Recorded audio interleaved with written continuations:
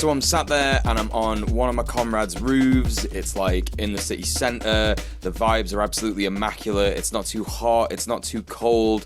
And they got these tunes on the Bluetooth, and I'm just fucking really loving these tunes. These tunes are so good. And I'm like, what is this? And people are like, yeah, this is off Brat. And I'm like, oh, this is actually so good. I can't believe I've not been listening to this the whole time. It was such great music.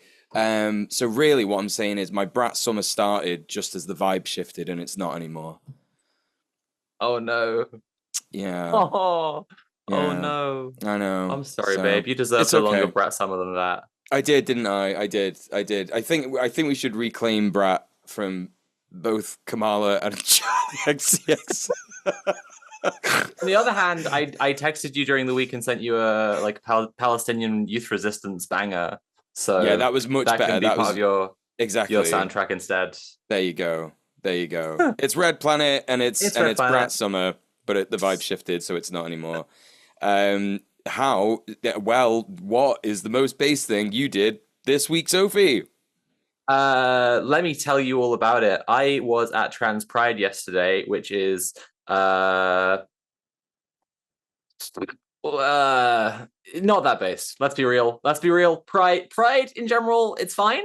It's a bit liberal. Trans Pride, there's obviously a lot to struggle for trans people specifically. Trans Pride doesn't have the big corporate sponsors, so at least it's not like backing genocide. But like, how much is it doing? But there's a really interesting interplay politically with what's happened at London Trans Pride this year, and I will be telling you about it in the news. But I'll skip to this is based because outside of I'm trans and I went to Trans Pride, that's based enough. This is based because we helped to de-arrest someone. So de-arresting is not something you will catch any of us talking about in the most based thing this week most of the time. Let me tell you why. It is usually not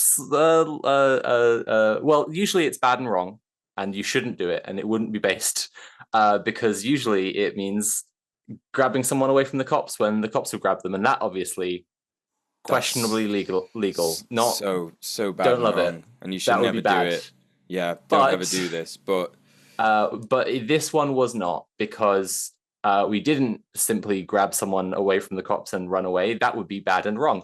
We politely had a little word with the officers after there was a minor tussle, and they were using words like assaulting an officer and terms like this that are just strange sounds that come out of police officers' mouths sometimes.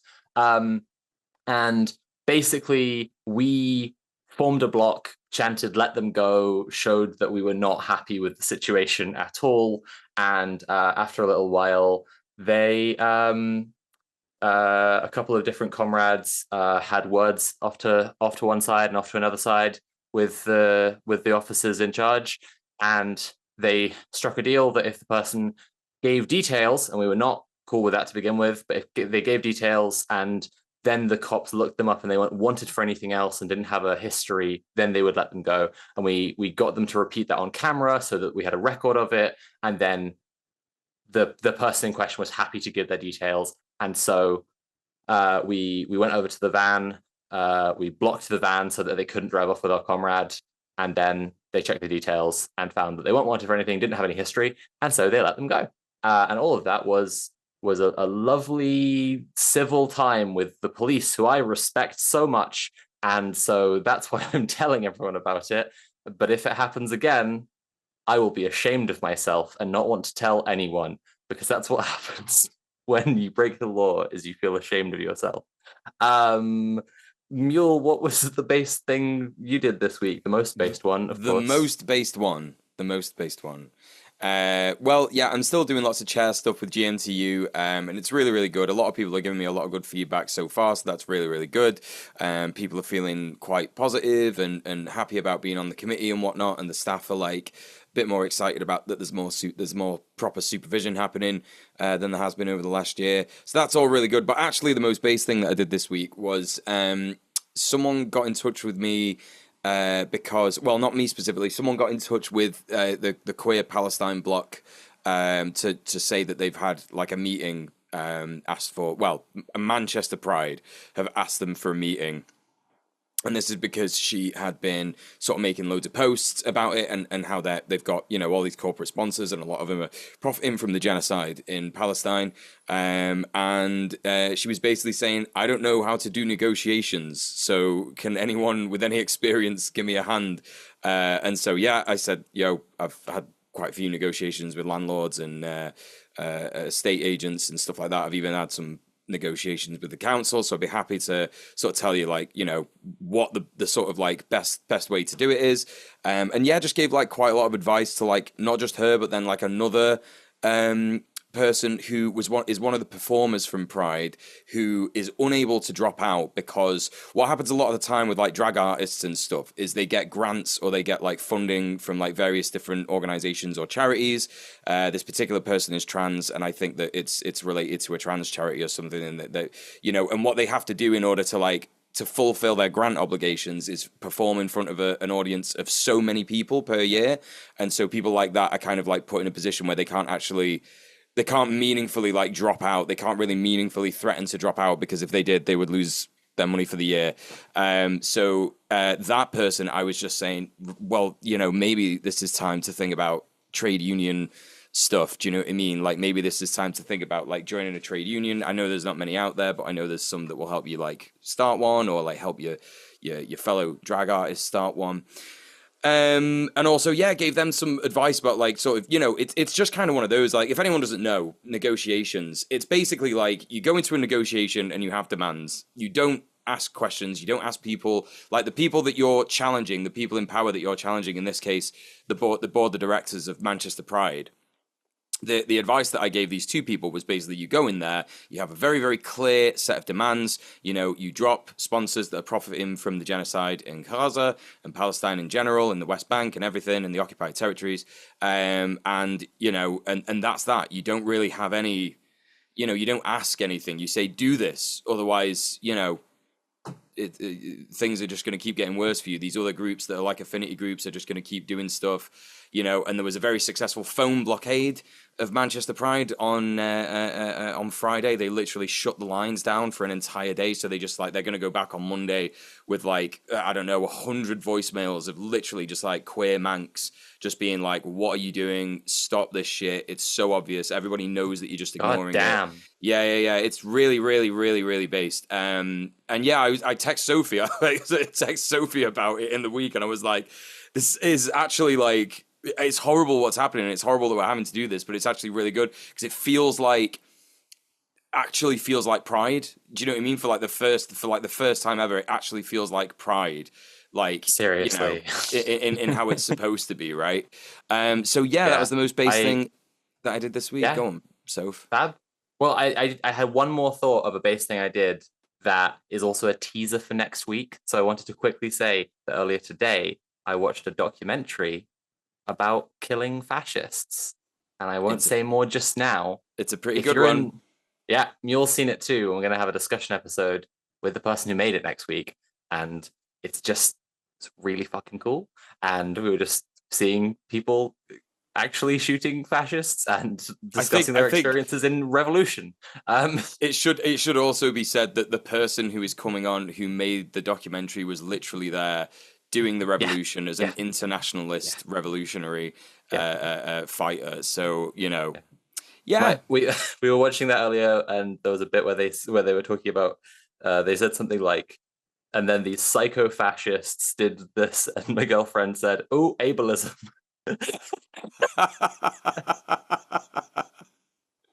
Oh, brilliant. So good. All right, that was my other thing. So we want to know what base things you've been doing. You can message us on Twitter, Instagram, or TikTok, or send an email to based@redplanetshow.com. Include your name and pronouns if you're cool with that, and we may shout it out in a later episode. But let's get into the news. Soph, why don't you tell us about what happened during Netanyahu's visit to the States? Why don't I just do that, babe? Right. So the Palestinian Youth Movement DMV branch, which is not the Department of Motor Vehicles, which was my immediate thought, and it's instead the DC, Maryland, and Virginia branch of the PYM, released maggots, crickets, and worms inside the Watergate Hotel. Yes, that Watergate Hotel where Netanyahu has been staying. Subtitled this story, Bibi's bad, very not good, bad week. Because while he's been staying here, everyone's been mad at this motherfucker for being Hitler, and good for them for being mad at him. It's been pretty fucking intense. So Benjamin Netanyahu, Prime Minister of Israel, responsible for the deaths of tens of thousands of Palestinians in his regime's ongoing genocide, visited the US this week to speak to the United States Congress and insist upon the further support of the American military in the campaign. The speech was met by mass protests and boycotts by elected officials. Quite interesting here. I think we got a quote about it later, but I think that Nancy Pelosi even actually boycotted. A lot of Democrats, lawmakers, and elected officials boycotted this. But like, just like, oh yeah, that'll show him. Like, it feels like it's just like you've invited this guy who is doing the most heinous, visible, massive genocide, just like war crimes daily.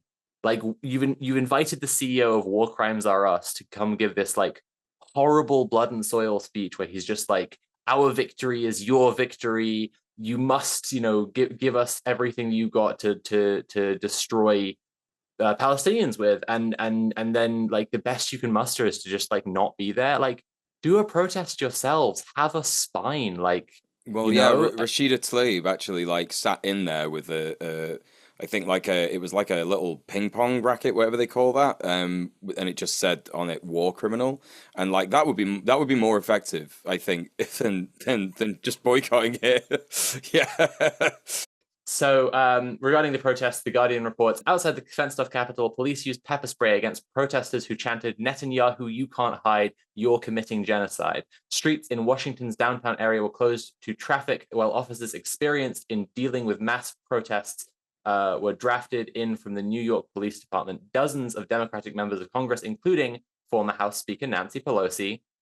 Well done, Nancy. I'm doing a slow clap. Does everyone get this reference? I'm referencing a thing. Said they would boycott the speech over humanitarian concerns about how Israel has prosecuted the war in Gaza, which has left an estimated 39,000 Palestinian civilians dead.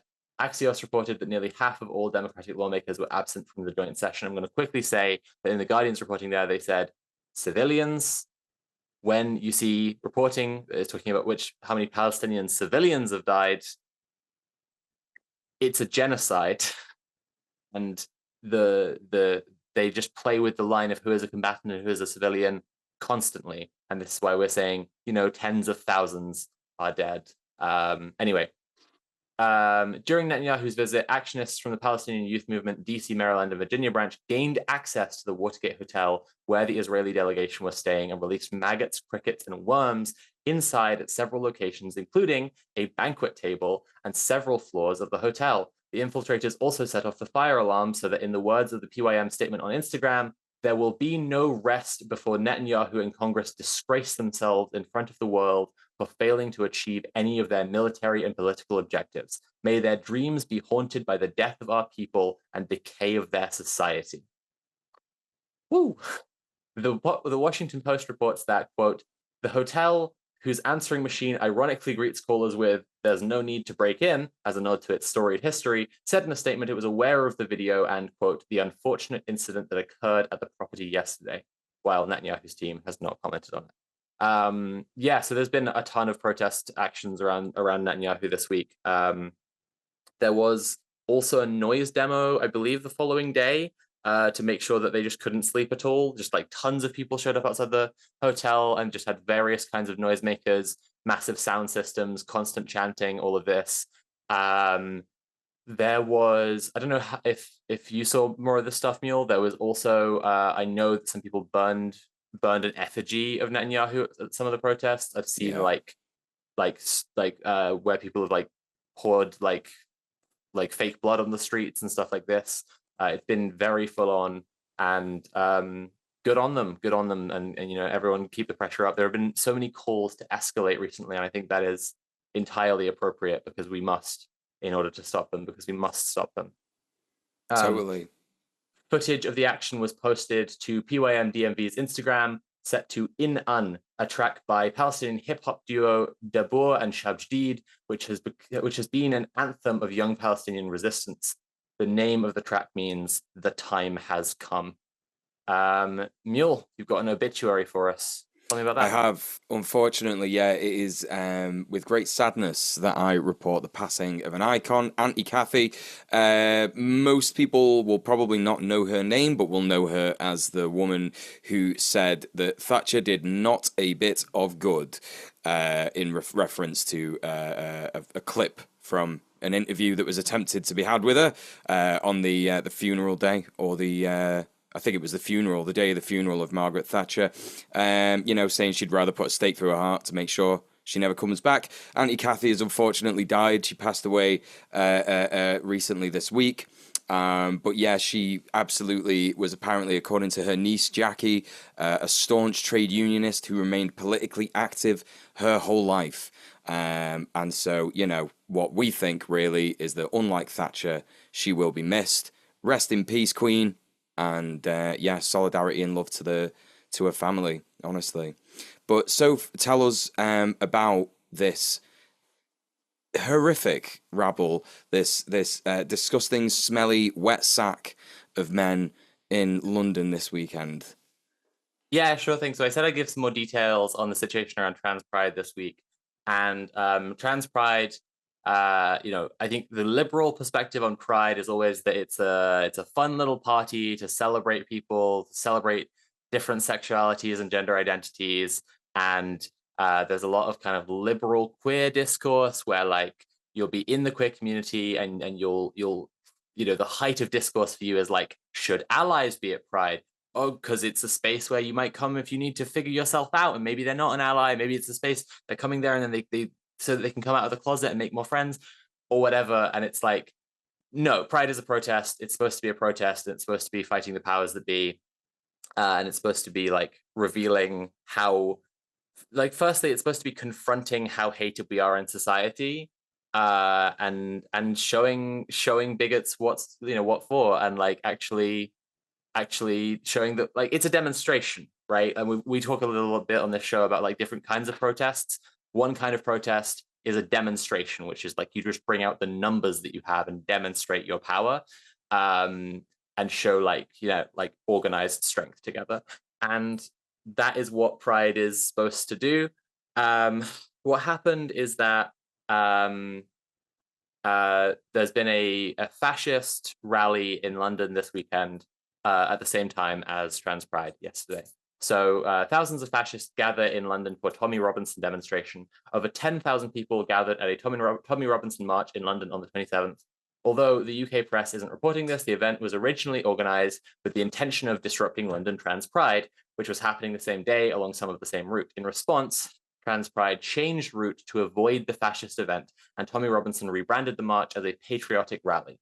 Although Trans Pride redirected to avoid the fash, it drew a crowd almost 6 times larger, and an anti-fascist counter-demo featuring Jeremy Corbyn, Stand Up to Racism, Stop the War Coalition, and many blocks of London anti-fascists drew similar numbers to Robinson's event.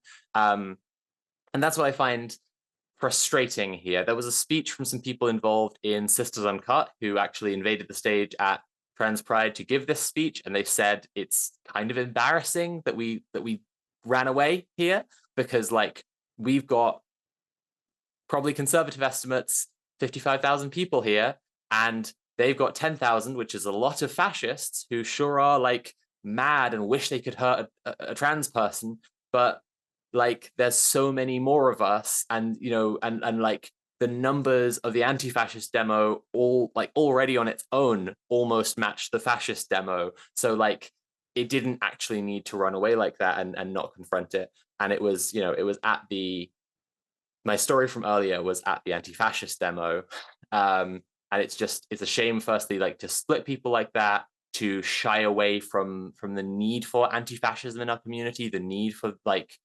some degree of like willingness to get spiky, and yeah, and ultimately like it would have embarrassed the fascists to show that there are just so many more trans people living their lives, and on top of that, a bunch of anti-fascists there protecting them. Like, yeah, And I don't know. I think there are different sides to that argument you could make. There will be a lot of trans people who are young, vulnerable, newly out, want to enjoy their pride and be safe from whatever, not wind up on some like dickhead's live stream. That is kind of fair. But you know what the live streaming fash did? They just went to trans pride. Like they were in town for Tommy Robinson's rally, so they just went over a few blocks and filmed trans pride right afterwards anyway. So I don't really know that any kind of preventative argument can really be made here. Yeah, so that's what happened over the weekend. Trans Pride was a big success. Sarah Jane Baker, who we had on the show a couple of weeks ago, was there, gave a speech. As I said, there was a speech from sisters who remarked on the fascist and anti-fascist situation and the kind of conflict-averse strategy that Pride had taken and the flaw in that. And yeah, so that's the story. We're sticking with the UK next. Mule, want to tell us about that? Oh no.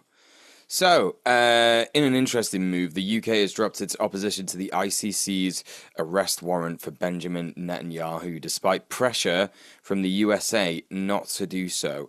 So, yeah, this is a really interesting move. It's Labour, Keir Starmer's government. They've dropped its opposition to an international arrest warrant against Israeli Prime Minister Bibi Netanyahu, signalling a major shift in UK policy towards Israel and Palestine. Interesting because if you've been following the show, if you've been following UK politics at all for the last, I don't know, since October 7th, Keir Starmer has overwhelmingly been saying the most disgusting, genocidal, horrific things. And it's just a very bizarre sort of change of heart. Maybe it's his ministers sort of ganging up on him. I don't know how it worked. But yeah, the UK government under Labour will not challenge the International Criminal Court's jurisdiction and is reviewing Israel's compliance with with international law and is considering banning some arms sales to Israel.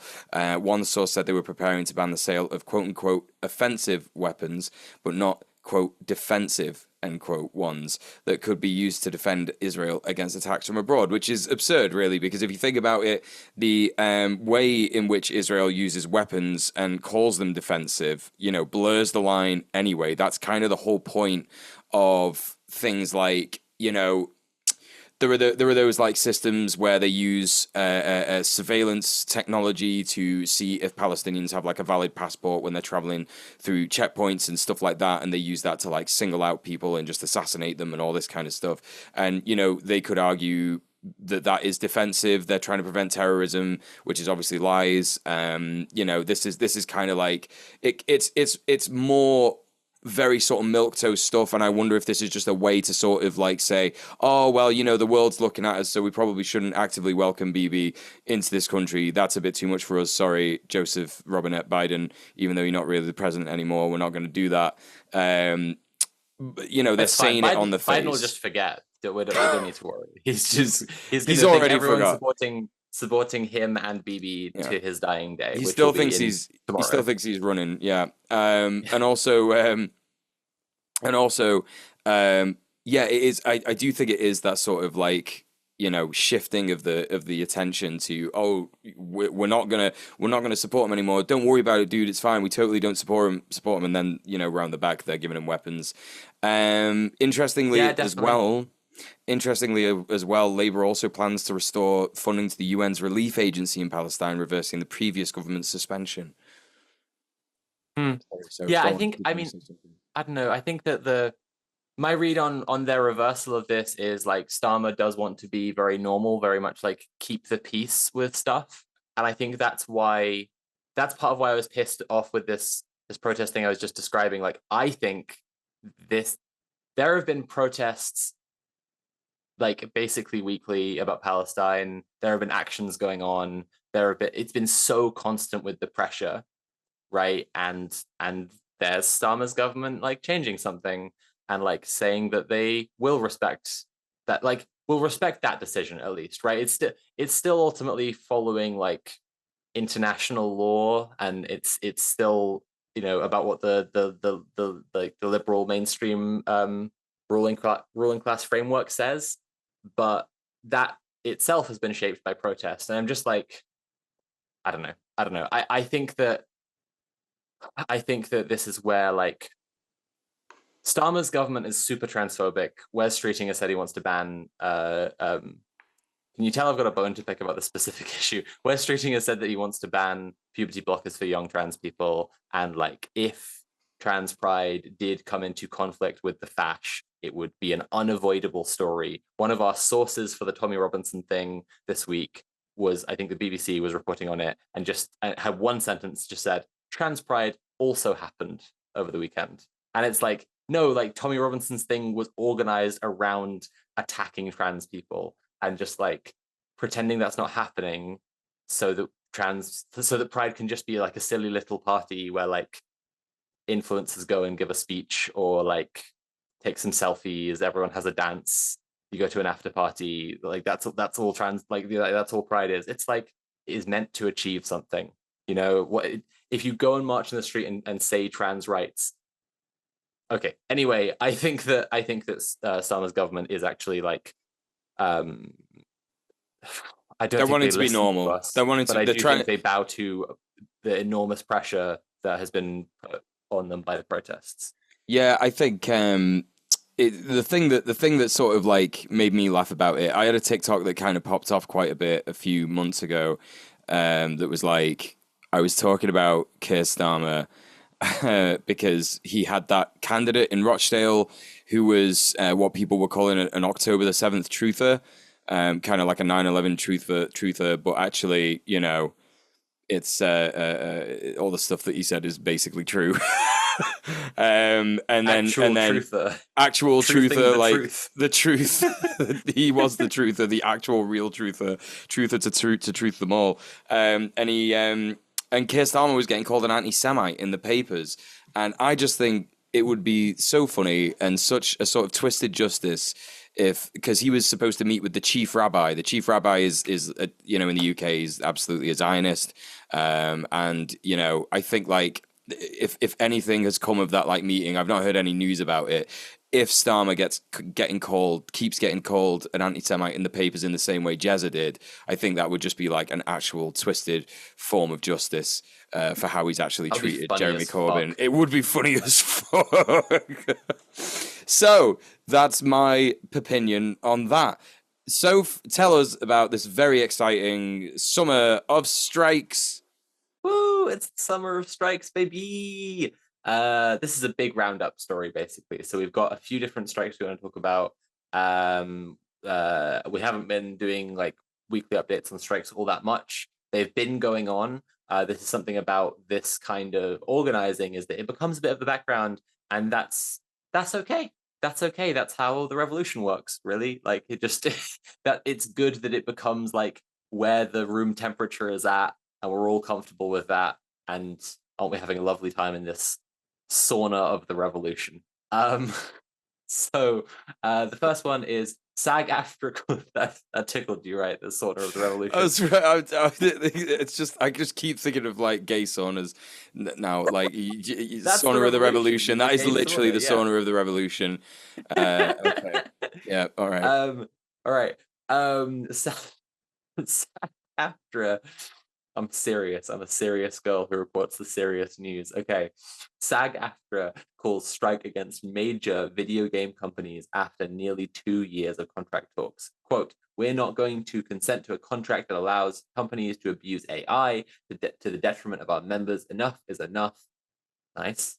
When these companies get serious about offering an agreement our members can live and work with, we will be here ready to negotiate, SAG-AFTRA President Fran Drescher said in a statement. From NBC, we've got Disneyland workers reach tentative deal with company averting strike.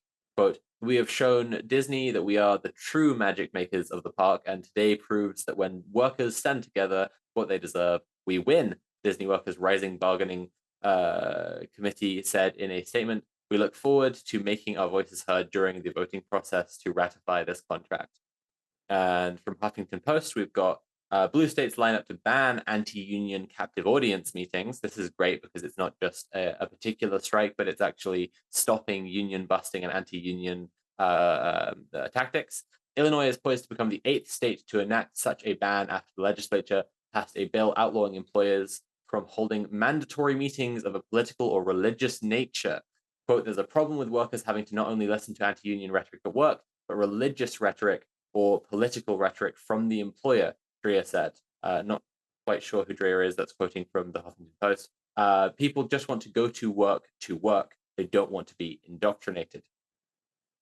From AP, we've got workers go on strike at 5-star Paris hotel where IOC members are staying for the Olympics.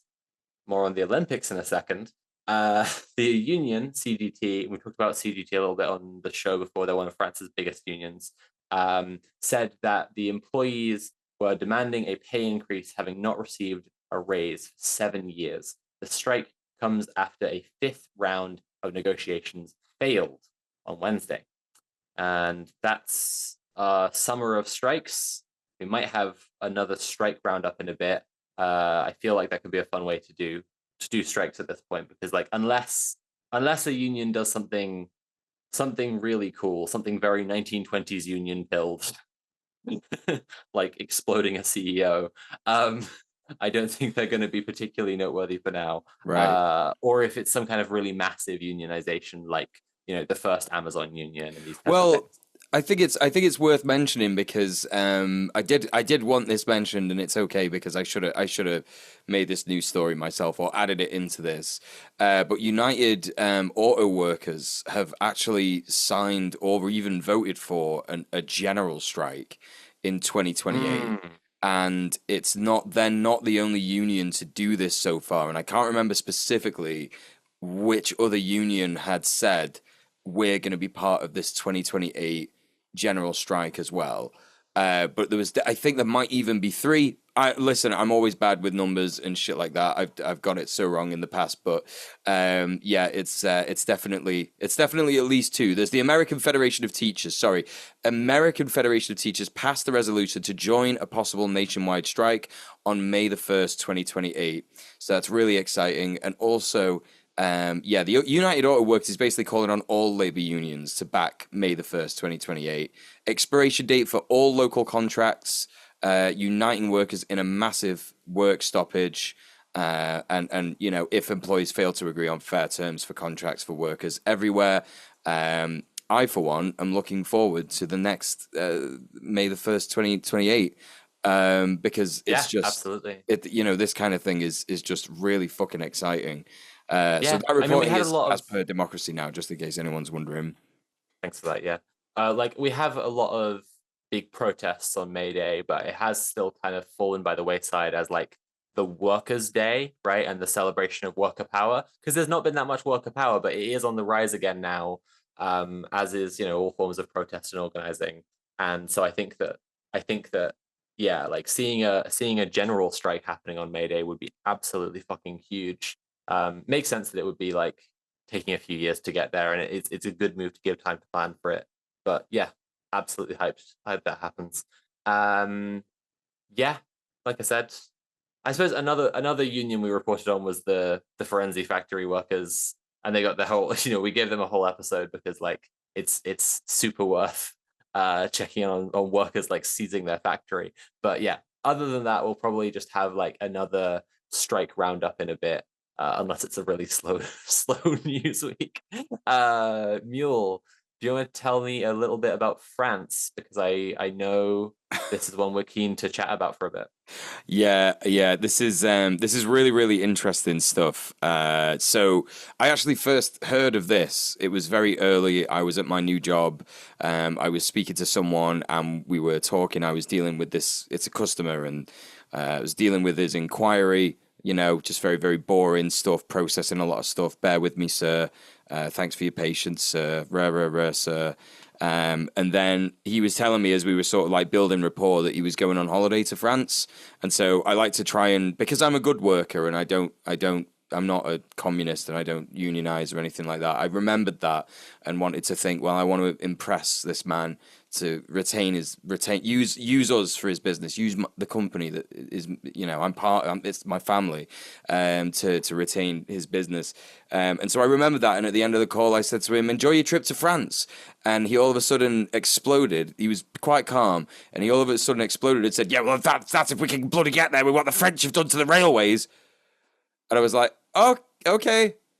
Have a nice day. Thanks for your Because you call. texted me this immediately. You just said, "What have the French done to the train lines, Lamau?" And neither of us had heard the story. None of us knew what the fuck had happened. And that's the first time I heard about it. It was like 9 o'clock on Wednesday or something. And I text Sophie immediately. I was like, what has happened? And then we found out later on. We found out later on what actually happened. So, French rail sabotage at the opening of the Olympic Games in Paris this weekend.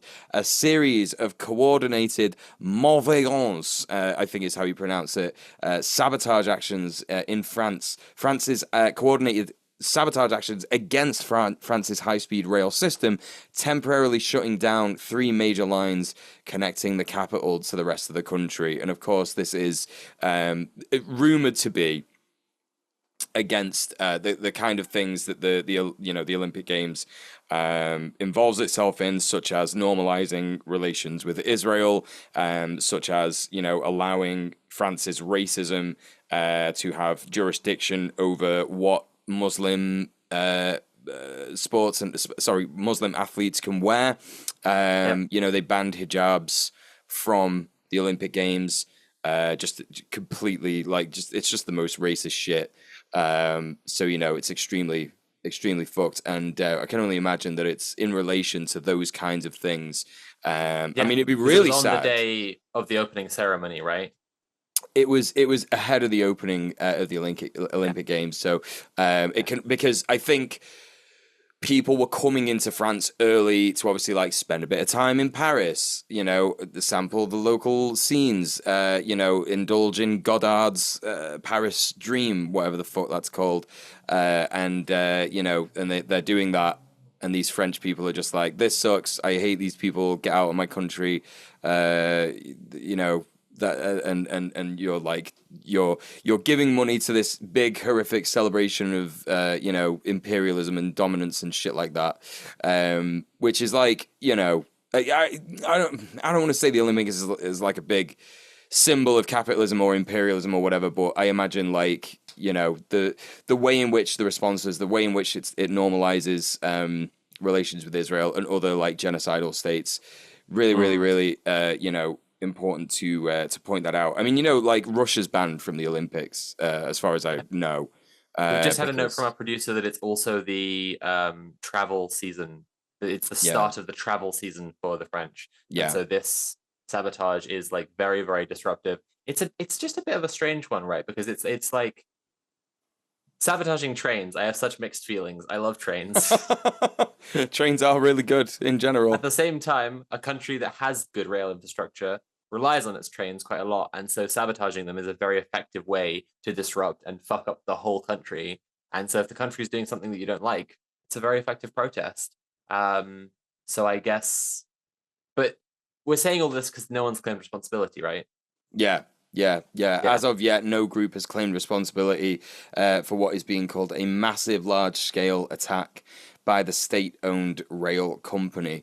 Yeah, it's conflicting feelings, but then I guess, in a way, it's okay, you have to do what needs to be done in order to disrupt things, in order to have a proper protest, in order to make an actual difference in the world. This is just the reality of material protest and material demonstrations, etc. Yeah. And I think Go ahead. If I try and have a take that's completely without knowing the intention, right? Because it's not been released with a manifesto or whatever. I guess it is showing a weakness in the French. Anytime that you show how weak the state can be, and you show how easy it is actually to fuck up the state's shit really badly, that's an incredible demonstration to people of the kinds of protests that they can do. I think that across the board, people seem to be discussing this as this is a protest against the Olympics, and the Olympics has connection to Israeli genocide, and there's been so much other protest and specifically sabotage and direct action sabotage in the name of stopping the genocide of Palestinians. So it just makes sense. It just seems to be the thing it would fit in with, that it would be that, but we don't know. Yeah. But even if it were even if I imagine for a second, it's just like it was some right wingers who did this, and they were doing it because they think the state is not racist enough. They're still ultimately like showing that the state can be incredibly vulnerable to this kind of attack, True. and that this kind of disruption is possible. And I think that's something on the show that we talk about, is just like, like like this kind of sabotage is going to go on more and more as people see the need to fight the state in whatever ways they can, in more and more extreme ways. And like, this is quite an extreme way, but it's been achieved with like relatively little organizing and effort. Yeah. Yeah. Also, it should be noted that there were many trains diverted to slower tracks, and the shutdown caused significant delays and many cancellations inside and outside of France. And Eurostar cancelled 25% of their scheduled trains across its European network through the weekend due to the disruption. So, it is very, very obvious that, this was an effective action in terms of like exactly what you're saying. It demonstrates that the state is not this all-powerful being that can do everything all the time and just it's completely unassailable. That's just the picture that we have of it in our heads. You can just do things. I'm reminded of the rent strike, Manchester University of Manchester rent strike guest that we had on Fraser, when he said to us that, like, thinking about doing things that might, not necessarily, but possibly get you in trouble with the law, and just kind of going, well, it's the right thing to do, I'm just going to change how I think about this, is really like liberating. And you can just change how you think about it, and actually it's just a frame of mind, and it seems like this massive barrier in our heads, but once you break it, it's gone. But I would never advise anyone to break the law. It's really good and keeps everyone safe. Doesn't kill anyone ever. It's never misused. David Graeber said direct action is living like you're already free unless the law says otherwise, in which case don't do that. That would be bad and stinky of you. So he did say that. Rest in peace, King. What a really smart guy. I'm really glad he definitely said that. He's spinning in his grave right now. I know. Next up, I wanna just give a shout out to comrades of the show, Palestine Action. Well, I'm sure everybody is absolutely well aware at the moment, all the time, because Palestine actions are being reported on all over the place, like literally in Middle East Eye, in mainstream newspapers. There's loads and loads and loads of news regarding them, but we have actually neglected a few weeks, more weeks than most actually, to talk about the kind of actions that they're doing. So I just want to give them a shout out, especially because this particular action happened in Manchester. The Palestine Action activists broke into two UK-based weapons companies supplying the Israel-based Elbit systems in protest of the ongoing Israeli war on Gaza. The activists broke into Dean Group International, a Manchester-based arms components manufacturer, and dismantled machinery and equipment. And another group in Sunbury-on-Thames did the same over there, shattered windows, made it very, very difficult, and it seems, I'm not entirely sure about this. I don't have the full notes of the action and what was done, but it seems like they are now moving away from sort of staying and occupying weapons factories, meaning that their actionists get arrested and potentially put in jail. A lot of the times they do get put in jail on remand, and I think that's like quite a significant deal. Actually, I think it shows a very clear understanding that like people are putting their freedom at risk doing these actions, and actually it makes more sense to do these actions, disrupt as much as you can, and get out rapid before you get caught. It just kind of makes sense, right? Big shout out to Palestine Action. Actually, the only people upholding international law in this country, preventing weapons sales to Israel that is literally doing war crimes and genocide, like the ICJ literally says. So there you go. There's the news section. And Sophie, do you want to remind people? Action. I do. Like, I was actually saying to a comrade today, I was like out for breakfast with a couple of comrades, and I was talking about the first ever time that we had Huda from Palestine Action on the show, I was like fucking blown away. Like, I don't know. I think most of us were like, I was Oh, just absolutely. Yeah. so completely blown away that, people were doing these kinds of actions in the name of Yeah. Palestine. Yeah. So, This was what, a year and a half ago, I literally a think, year and a half ago. It was and one of the first it ever was episodes. before. Yeah, well, it was. Well, no, yeah, that's what I was gonna say. It was 2 years ago, but that felt too early. But no, I think you're right. I Like think we it just is two had her years on, ago. yeah, ages ago, really Wow. near the start of the show, and I think like it was just so striking because like while while the moral illegitimacy of Israel has not changed, um, um, and the suffering of Palestinians has grown, but its character has not changed, right? The attention on it has massively changed, and just seeing like how determined people were to do that shit.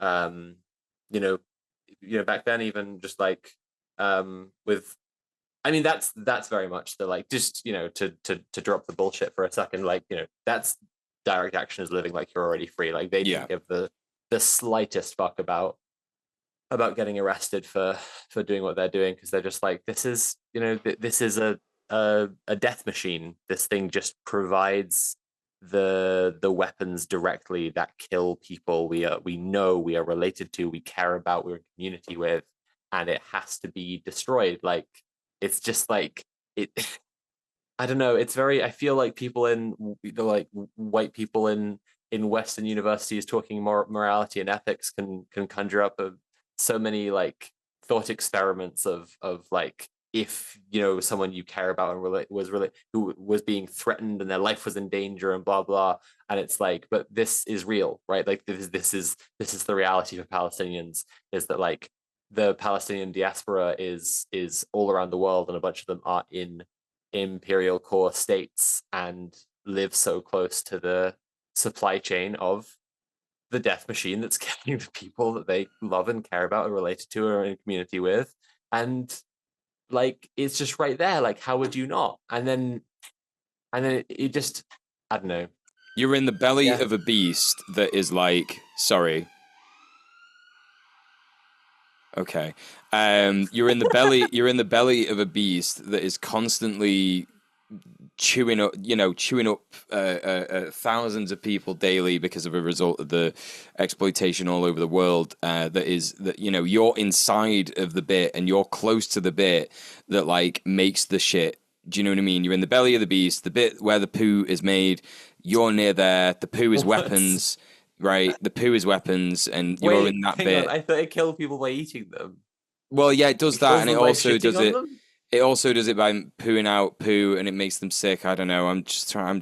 I'm not that good at analogies. I'm not that good at metaphors. But you're in the belly of the beast where that all that happens, and you need to at least, stab the spleen a little bit. You know what I mean? Yeah.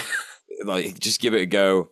I've heard that the spleen travels in cats, so I don't know if it would be in the same place. That might be a more difficult task to do if you're in a big belly of a beast. But you're not. You're not in the belly of the beast. That's the point of the analogy. You're actually not in the belly of a beast. You're just in a place that is real. And there's a big factory that's making weapons, and it would just be great if it exploded on its own. If you didn't do it, don't explode factories. That's really bad. That would be definitely illegal and wrong. But make it stop working. Why wouldn't Yeah. you? Yeah, I agree. What I'm saying is I agree, but I just wanted to make it silly. Congratulations. Mule dialectics. Anyway, listen, that's enough of that. right. We want to remind everybody that Red Planet is made possible by the direct support of our viewers. Please, please, please, please go to patreon.com/red_planet. Give us money. Give us as much money as you possibly can. I don't know how many people watch the show who are pulling in that big dough, but think about it. Just think about an hour of your wage. How much do you earn in an hour? Whatever that is, send it this way. If you're in the UK, that's like, I don't know, minimum wage. I think 10 or £11.44 or something. So please consider doing something of that nature, because Conrad, he was doing well with the gruel bucket for some time. He had a big old vat of gruel, and he He was his cup was runneth over, and now it's just not. It's not as full as it could be. Really, he gets so little gruel nowadays. Think about that poor boy. Think about that poor boy's belly. It's grumbling away, and he needs his gruel. So please give us money. That's the right thing to do. You can get lots of stuff. Go to patreon.com/red_planet. You can get stickers, pin badges, everything. There's all sorts of options. Anyway, guess what? We've got a guest. Whoa! Wow. So this week we're talking a little bit about harm reduction in our communities. It's important for us to care for and look after each other in whatever ways we can, especially the ways that people are exposed to the most danger. And that is exactly what we're talking about today, because we're talking to Cena from RATS, which stands for Radical Acts to Survive. So welcome, Cena. Welcome to the show. Hi, everybody.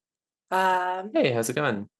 Good. It's very strange seeing myself twice. Yeah. Pretend I don't see it, especially because they're mirrored different ways. Anyhow. Yeah. What our guest is referring to is how our Zoom is set up, just in case anyone is wondering. Why don't Cena, how are you doing? I'm all right. How are y'all? Yeah, good, thanks. Good, thank you. Having quite a nice day. It's a warm one.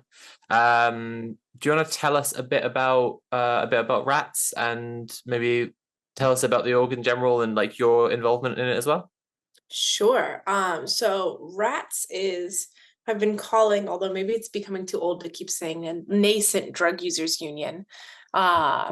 So mostly like constrained to like London, although we have some sort of broader UK membership, just given the nature of London. And it's a group for folks that are predominantly people who use drugs, but is also sort of significance that a lot of the founders and current members are past or present sex workers. And so sort of we consider under our umbrella, like sort of like also like lived experiences, particularly of sex workers, because sex workers who use drugs are constrained so specifically. And yeah, more broadly, like folks who kind of have to work against the grain of like various economies and ways of existing in order to survive. So that's RATS. What was the second bit of the question? Cool. Well, so I was asking about your involvement in it specifically, but I guess you were saying it's a bit old to call it a nascent org now. Like, how long has it been running? So it has been a concept amongst a group of people since last autumn. So it is like walking toddler aged, if that's how we can, but sort of like as an org with structures and a sort of like membership, that it's still quite recent. It's one of those classic, like started as a group of people getting together being like, we should have a structure. Yeah. And you like do that for a while until it actually does become a structure and you start bringing other people into it.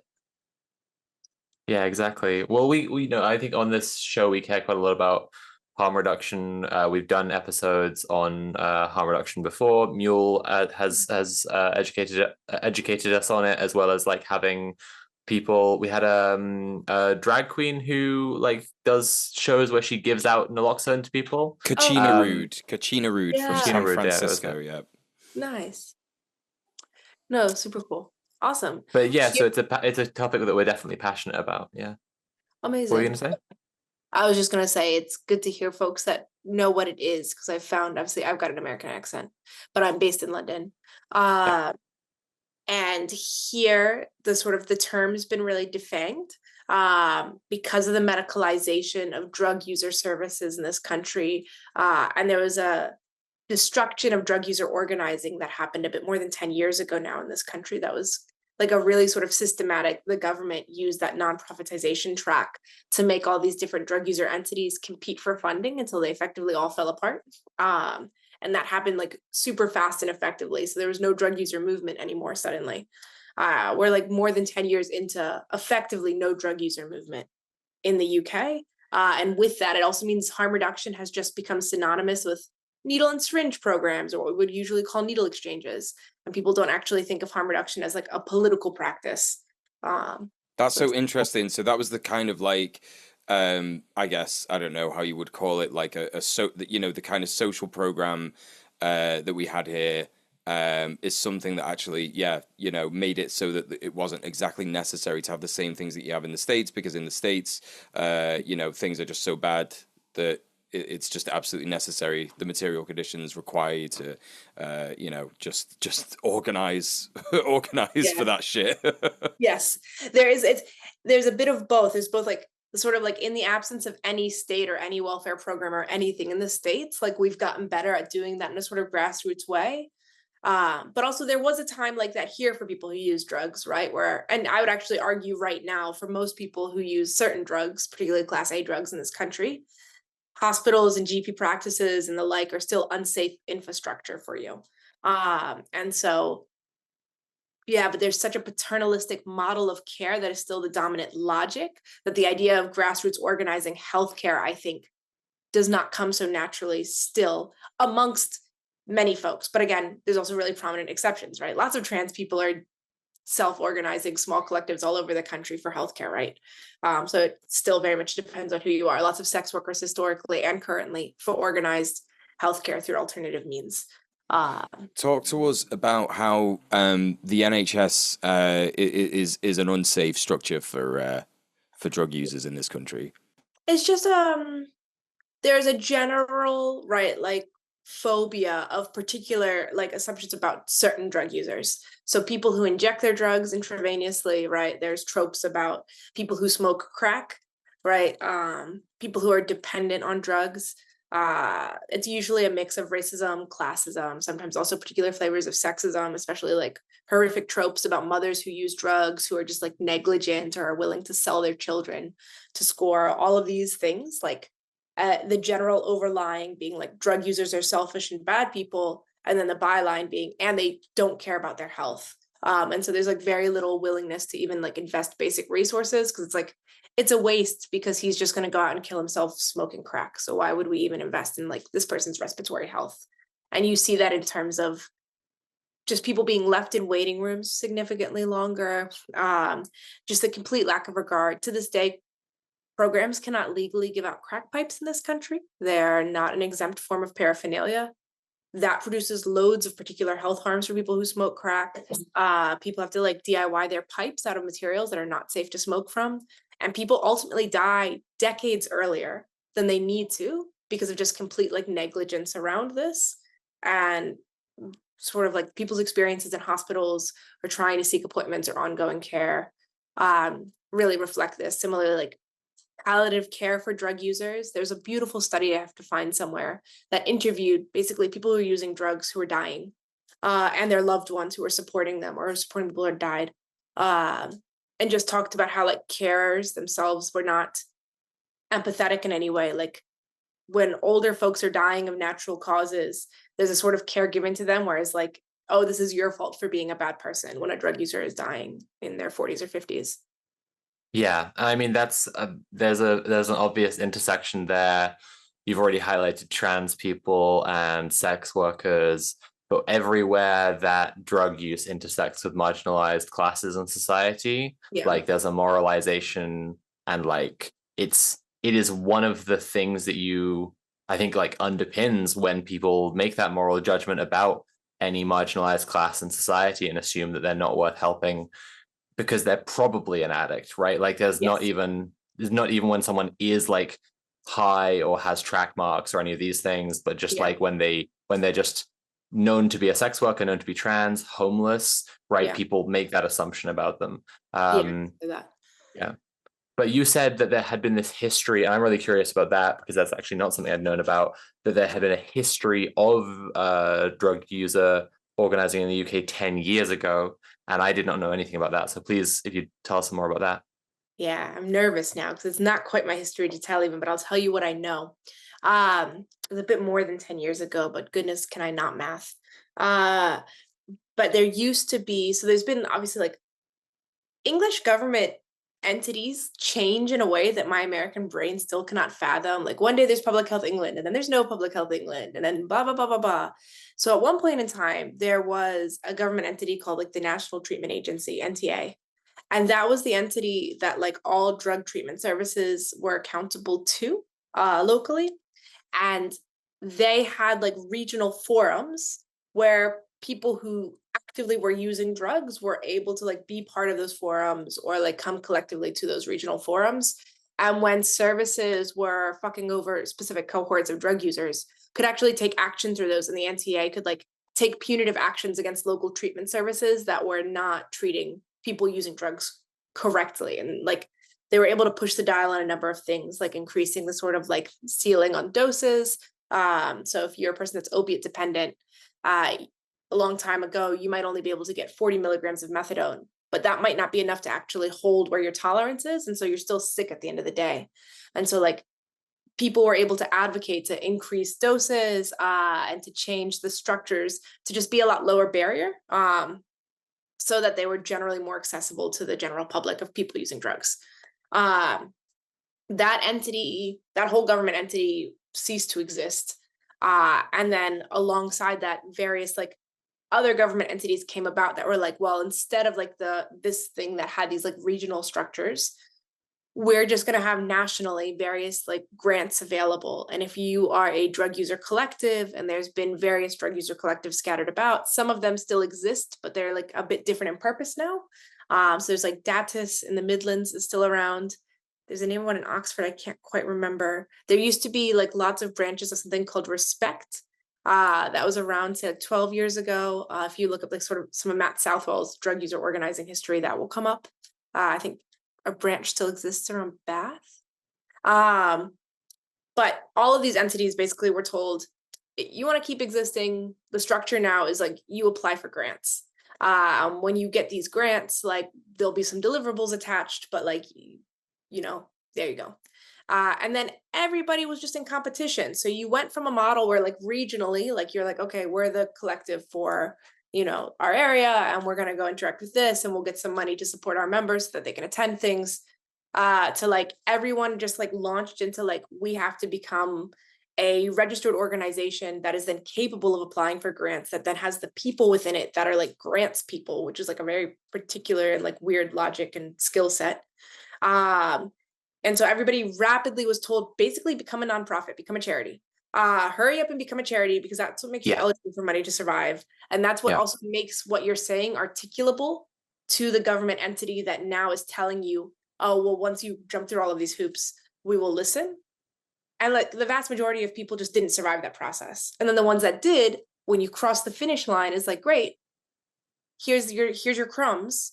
And also now you are beholden to KPIs that we set for you. And those KPIs are about making people abstinent from drugs. And then this thing sort of was ushered in, that is the abstinence agenda that we talk about a lot. And it was like overnight, like, sorry, now we are about abstinence. There's no more parking people on methadone and making people addicted to something almost akin or worse than heroin, because there was loads of hysteria around methadone that like sprung up from folks. And it's like all of the structures to do advocacy and the skill sets, a lot of it was lost around the country. And then with that, obviously, drug services also are held to these same abstinence KPIs, and they're all doing this race to the bottom. There's like an ongoing monopolization of drug services right now. Sorry, key performance indicator. So these are the types of outcome measures that like any sort of like private service commission to do the public service things in the social sector are told, hit these numbers. They're called KPIs by the council. No. I'm super nonprofit brained in many ways for this country. So I will use all the horrific drug acronyms, and you'll need to yell at me because everybody does. Okay. So I think this is something that people aren't familiar with in the history of neoliberalism, is like we talk a lot about the alienation of the individual subject under capitalism. We talk about we used to have communities. We talk about we are these very siloed, atomized subjects now, but we don't necessarily all understand the mechanisms by which this happened. So sure, Thatcher had this big wave of pushing toward radical free enterprise, and then the public-private partnership replaced so many services, but Blair specifically, and then Cameron following on from Blair, did a lot of the political rhetoric that was handed to voters was this idea of like giving tools to communities. And it was this like it was this complete.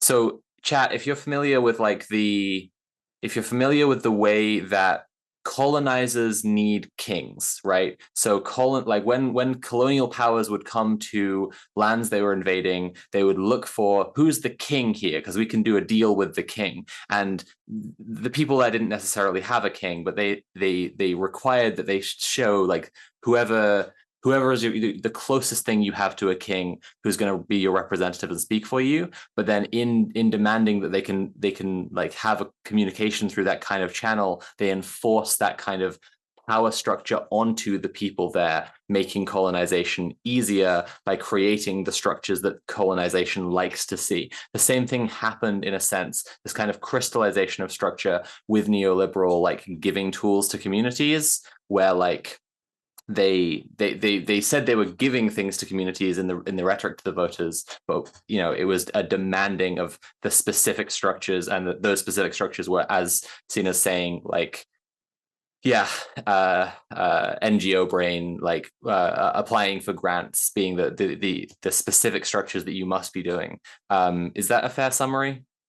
Yeah, if I could potentially add on slightly in the go for it. Yeah, go flavor. nuts. It's your time. Sick. But also stop me because I'll ramble forever. So I won't. The neoliberalization in the drug space, firstly, like creating these like individual responsible like drug subjects also like took the form of both like making people get into the grants rat race. What was I gonna say on this? I'll skip it. But also basically what happened to the sector. Yeah, there's like obviously like devolution, right? And each of these, we have this sort of like local authorities in different areas are now responsible for commissioning drug services particular to their local area. It was like local areas know what's best for them. And so we will give these little pots of money to local areas and they will pick what drug services they get. And all that did was like super accelerate like the privatization of healthcare. It took drugs completely out of healthcare early. And then lots of local areas actually didn't have the tools or expertise to figure out what drug services are good. So it just became an economic calculation of who's promising the biggest bang for buck. And then every couple of years, when that process happens over and over again in a local area, bigger and bigger charities, these like mammoth organizations, they're the only ones who can promise the biggest bang for buck, because you have to have so much capital already in order to do that type of cost savings, right? Like if I own the biggest factory, then it's easier for me to say I will print the most things for the cheapest cost because I'm the only one with the machinery to do that. And that has happened to the drug services, where all the little drug services that actually maybe were more co-run with drug users, or it was easier to hold them accountable, they have been swallowed up by these big charities, because only the big charities can hammer out the grant applications or these like contract applications and offer to do the most stuff for the least amount of money. But the actual way you do the most stuff for the least amount of money in terms of a healthcare service is just by offering a really cookie cutter service, which obviously means anybody marginalized, anybody with particular health needs, anybody with unique circumstances gets fucked over and cut out of the system, because the only way you do biggest bang for buck in treatment capitalism is by sticking to the most cookie cutter rigid type of service. So also what we've seen is loads of people effectively like left to die by the state, because like treatment monopoly capitalism means that the more you have unique needs or unique medical needs or an allergy to the sort of frontline medication, the more you're kind of told go fuck yourself in terms of getting any form of care. And that's part of sort of like how RATS came about. Like RATS is people who are sex workers, people with experiences of like unstable housing, and people who are queer and trans. And for all of us differently, the treatment system has said, go fuck yourself, because you're not like a cis middle-aged white man who like we understand through these particular logics and have designed the cookie cutter drug program for. Yeah, I was going to say that once you're describing that history, it becomes really, really easy to see why you're describing RATS as a drug users union, right? Like, so could you talk a little bit more on that, that concept of organizing together as drug users? Yeah, we struggle with it internally a lot. So everybody's a drug user basically, right? Like if we look at stats that we have around who's used or uses drugs, and if we start to actually, play the classic question of what counts as a drug, everyone around all of us is a drug user or has been a drug user or is probably is a drug user. And so I know some ways it's kind of incoherent because we're not in everybody's union. But we sort of narrow the scope to mainly look at things that are criminalized. Like that is our arena. And so we are a group of people who in different ways experience criminalization and limitations on our bodily autonomy, and specifically the intersection of like criminalization and like the limitations of healthcare. Like those are our sort of like nexus and web that we use as a sort of starting point for organizing. And then the practicals is like, we know that there's really basic survival things for our health that like we are being, like they're being withheld from us. And so like, what would it look like for us to come together and say, this is what we wished things look like as and when we needed to access them. So like, why don't we just deliver it? But we don't stop at delivering it. We politicize the need to deliver it in the first place. And the hopes is in doing that, continue to recruit more rats and build a sort of broader political consciousness amongst more folks that we encounter, both in doing the survival work, but also in doing our drugs. As we go about, it's the best bit. The folks that we sort of meet along the way at the sesh also get invited to be rats as and when. And so it's a sort of interesting, like multi-stream entry into rats. What I'm hearing quite a lot, and I think that I'm not wrong in saying this, is that rats is quite like Brat. It's quite Brat, actually, rats, is what I'm saying. In all seriousness, it's Mule's having his summer. Brat summer. I'm trying to make the most of my Brat summer because it was over before it began. But no. But in all seriousness, I think it's so important to sort of highlight that, like you said earlier, everybody uses drugs. I wonder if that debate is something that you want to touch on that happens internally. Like you don't have to. Like we're happy to just hear your sort of take on it, really. But yeah, what do you think? There's a quote that another rat often has brought up to me. Shout out if that rat is watching this right now, because I think he is. That like actually comes from Cassandra Frederick, who's the executive director of the Drug Policy Alliance in the States. #nonprofits. But is about like, it's like about freeing people, like not plants. Like when discussing cannabis regulation and decrim in New York, for instance, that we actually like, we know everybody uses drugs and we all love our drugs. But like, we're actually more concerned with like criminalization and like the, like really like embodied sort of like living limitations on our healthcare and our lifespan, and our ability to access public spaces and our ability to use toilets without scrutiny. And all of those bits are the actual things that we're concerned about, much more than the drug itself, as much as we love the drug. And so I think sometimes the debate is like, how much does it even make sense to organize? Like, who knows what this will become in terms of like, if we still describe it as a drug users union or like almost like a community union of criminalized peoples. I don't know. It's interesting because I think that like that sort of organizing, it comes from a place of, well, everybody should be, no one should be criminalized, really. I think it comes from a place of abolition, right? And in terms of, everybody doing drugs, it's in the UK. I'm sorry, but I just don't think there's anyone who's never done a drug. I just don't think it's possible. Like, you go out, literally, I don't go out too often, but I went out last night for like a friend's birthday, and like as soon as you go in the toilets, there's just someone going, do you know what I mean? Like you just know it's happening in it. And like, I'm a very good boy and I've never done any drugs ever in my life. So a friend only told me this, but drugs are actually really fun and good. Yeah. And it was me, I was the friend.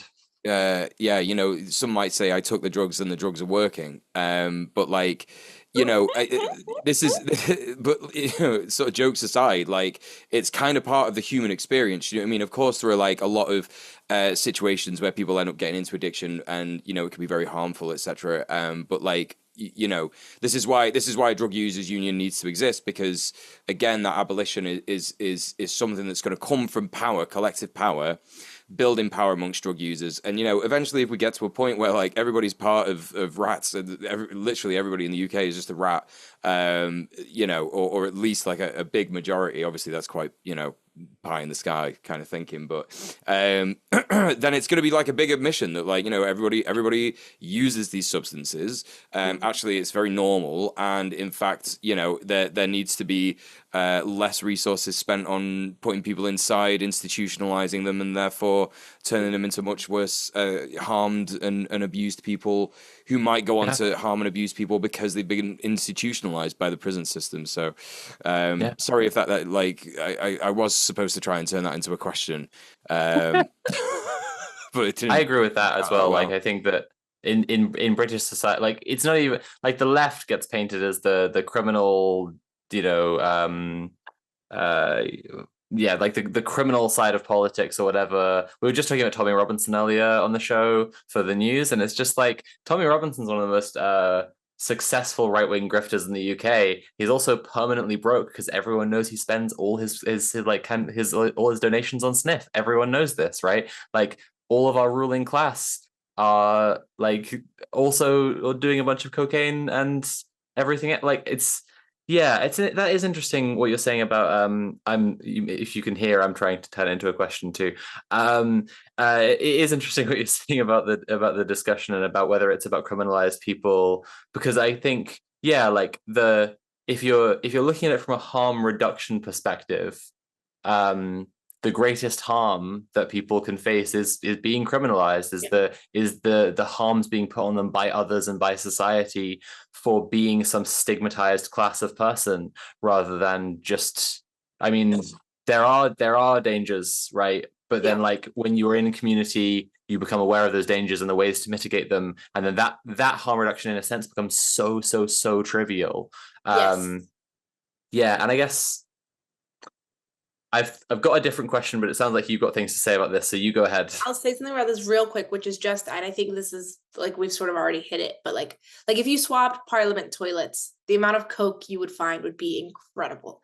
What I'd give to go in and start like licking stalls, no. But I have no nasty stuff. Nasty stuff. But how I spend my weekends. We're not going to radicalize every person who uses drugs, as nice as an idea as that could be, right? In part because, like, it's not that ruling class people are naive about how many of their peers are using drugs. Like, they are benefited by the structures. Like, it just so happens to work really effectively to use drug laws to predominantly, like, over police, like, communities of color, regardless of if there's more or less drug use happening there. And most of the stats we have for the UK is actually, those are some of the communities where the least drug use is happening, that are like the most stopped and searched for drugs, right? So, like, drug laws are a tool and a tactic of control and criminalization, and actually well beyond people who use drugs, there are whole communities who experience daily, like, criminalization and re-traumatization through drug law. And so, like, there's a broader understanding of harm reduction also as like a tools and tactics to just try and remove these tools from the toolbox of the state altogether. And so, like, we're interested not only for people who use drugs, but in fighting the drug war more broadly, because we recognize that all of our liberation is bound up in one another. So just to say, not all drug users are our friends. You're joining the war on drugs on the side of drugs. And we're winning. That's I think that's a great point, right? Yeah, like, so communities that actually there's less drug use in, because, like, I mean, often they're going to be communities where people are just fucking busy, right, compared to the ruling class, or like Canary Wharf finance perverts, where they've got all the time in the world to be doing sniff and whatever else they want to be doing. Like, but it's poor and black and brown communities that are going to be being searched, because, you know, crime exists where the law is looking.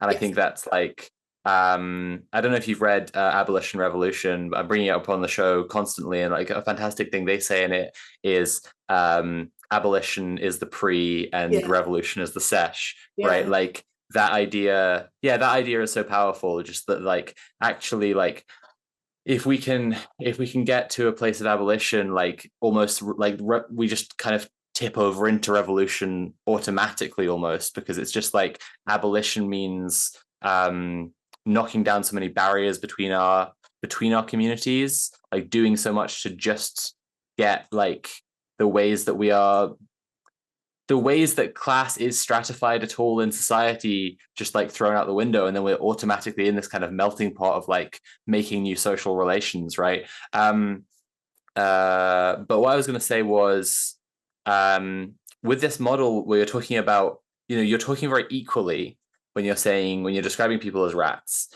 And so I'm quite curious if you're using an assembly model, because you're talking as though you're bringing people in and it's a union, and you're making people who are using the service into rats as well. So I'm curious if you're using an assembly model, if you're interested in one, if you're like what you're currently doing, and if you view like how you view the utility of that. So we are so early days that it's a bit too early to say. It kind of de facto right now is, but I'm not sure that it will stay that way. And the sort of biggest asterisk right now is that we all replicate the organizing structures we're used to, sometimes with like words and better attention to governance, and sometimes with just sort of vibes based. And that's not necessarily fantastic. And we're somewhere in the soup of it all right now. But there's a sort of a really like staunch intention for rats to have a specific like sub-organizing group of sex workers, because we know the ways that sort of like junkie hooker trope specifically harms us with experiences of both, and like de-agentizes us, and how there's an entire mini market of services that are savior services for the addicted sex workers that are really particularly harmful. And so like it feels particularly poignant for us in a part of East London where all prostitution is violence against women and girls, to make sure to have like a structure that both protects individual sex workers from their sex working status being known within rats, while giving a sort of final veto and vote power to decisions rats will do to a collective of sex workers, so like a caucus structure. So we're not sort of a flat assembly, but we have to have this. And I imagine more of this will emerge in time for different, specifically like marginalized groups, like racialized members of rats. Similar, we will probably need to develop a structure that's not so sort of like flat and assembly, to protect individuals with different experiences of oppression, but we're not quite there in terms of spelling out how that looks yet. So far, it's been sort of like horizontal consensus. And because we're so few in number, it's often easy for us to talk through disagreements until we just like find unity. But we have our first open meeting next week, which I'll talk about in a bit as far as an action.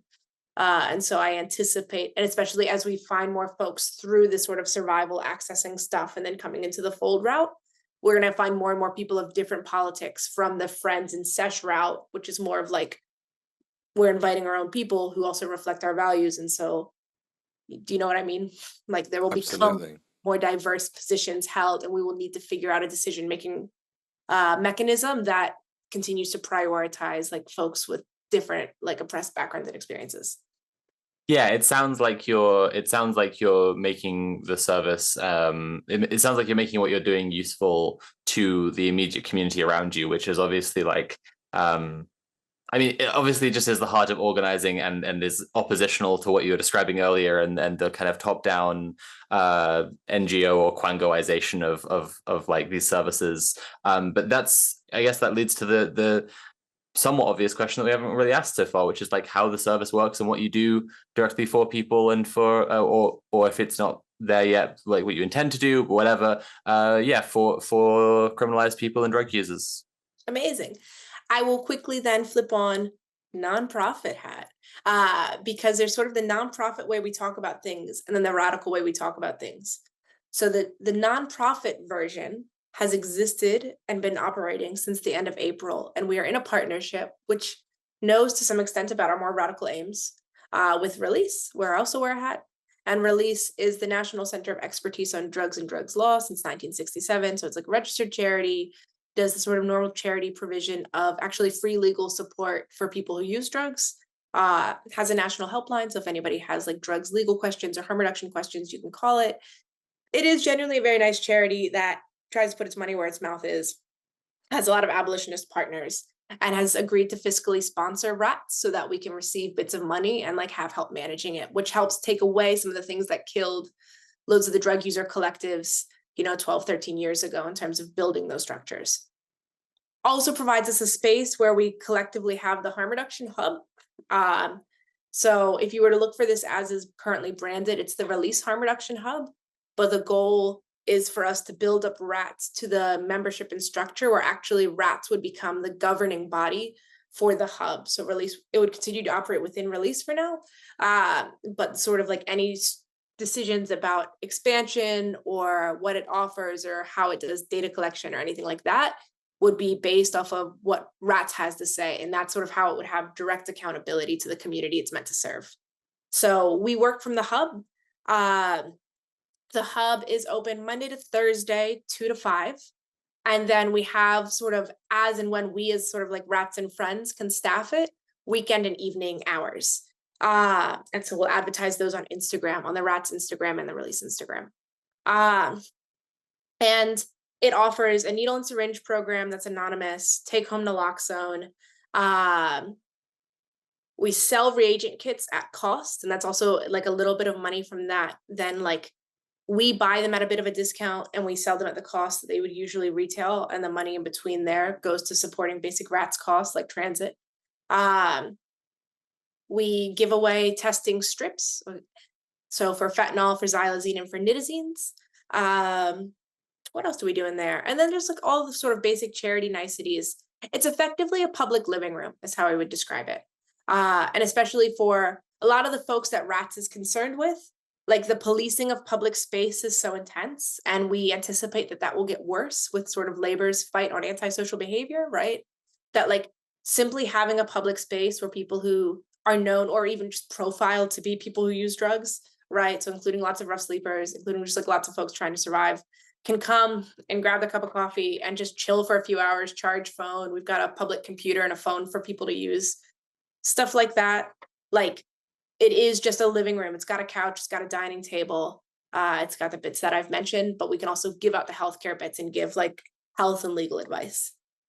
Yeah, that really rocks. And I wonder, like, what the response from the community has been, because it's kind of one of those situations I find where it sounds like you're providing these like very, very basic necessities for people that just do not have access to them.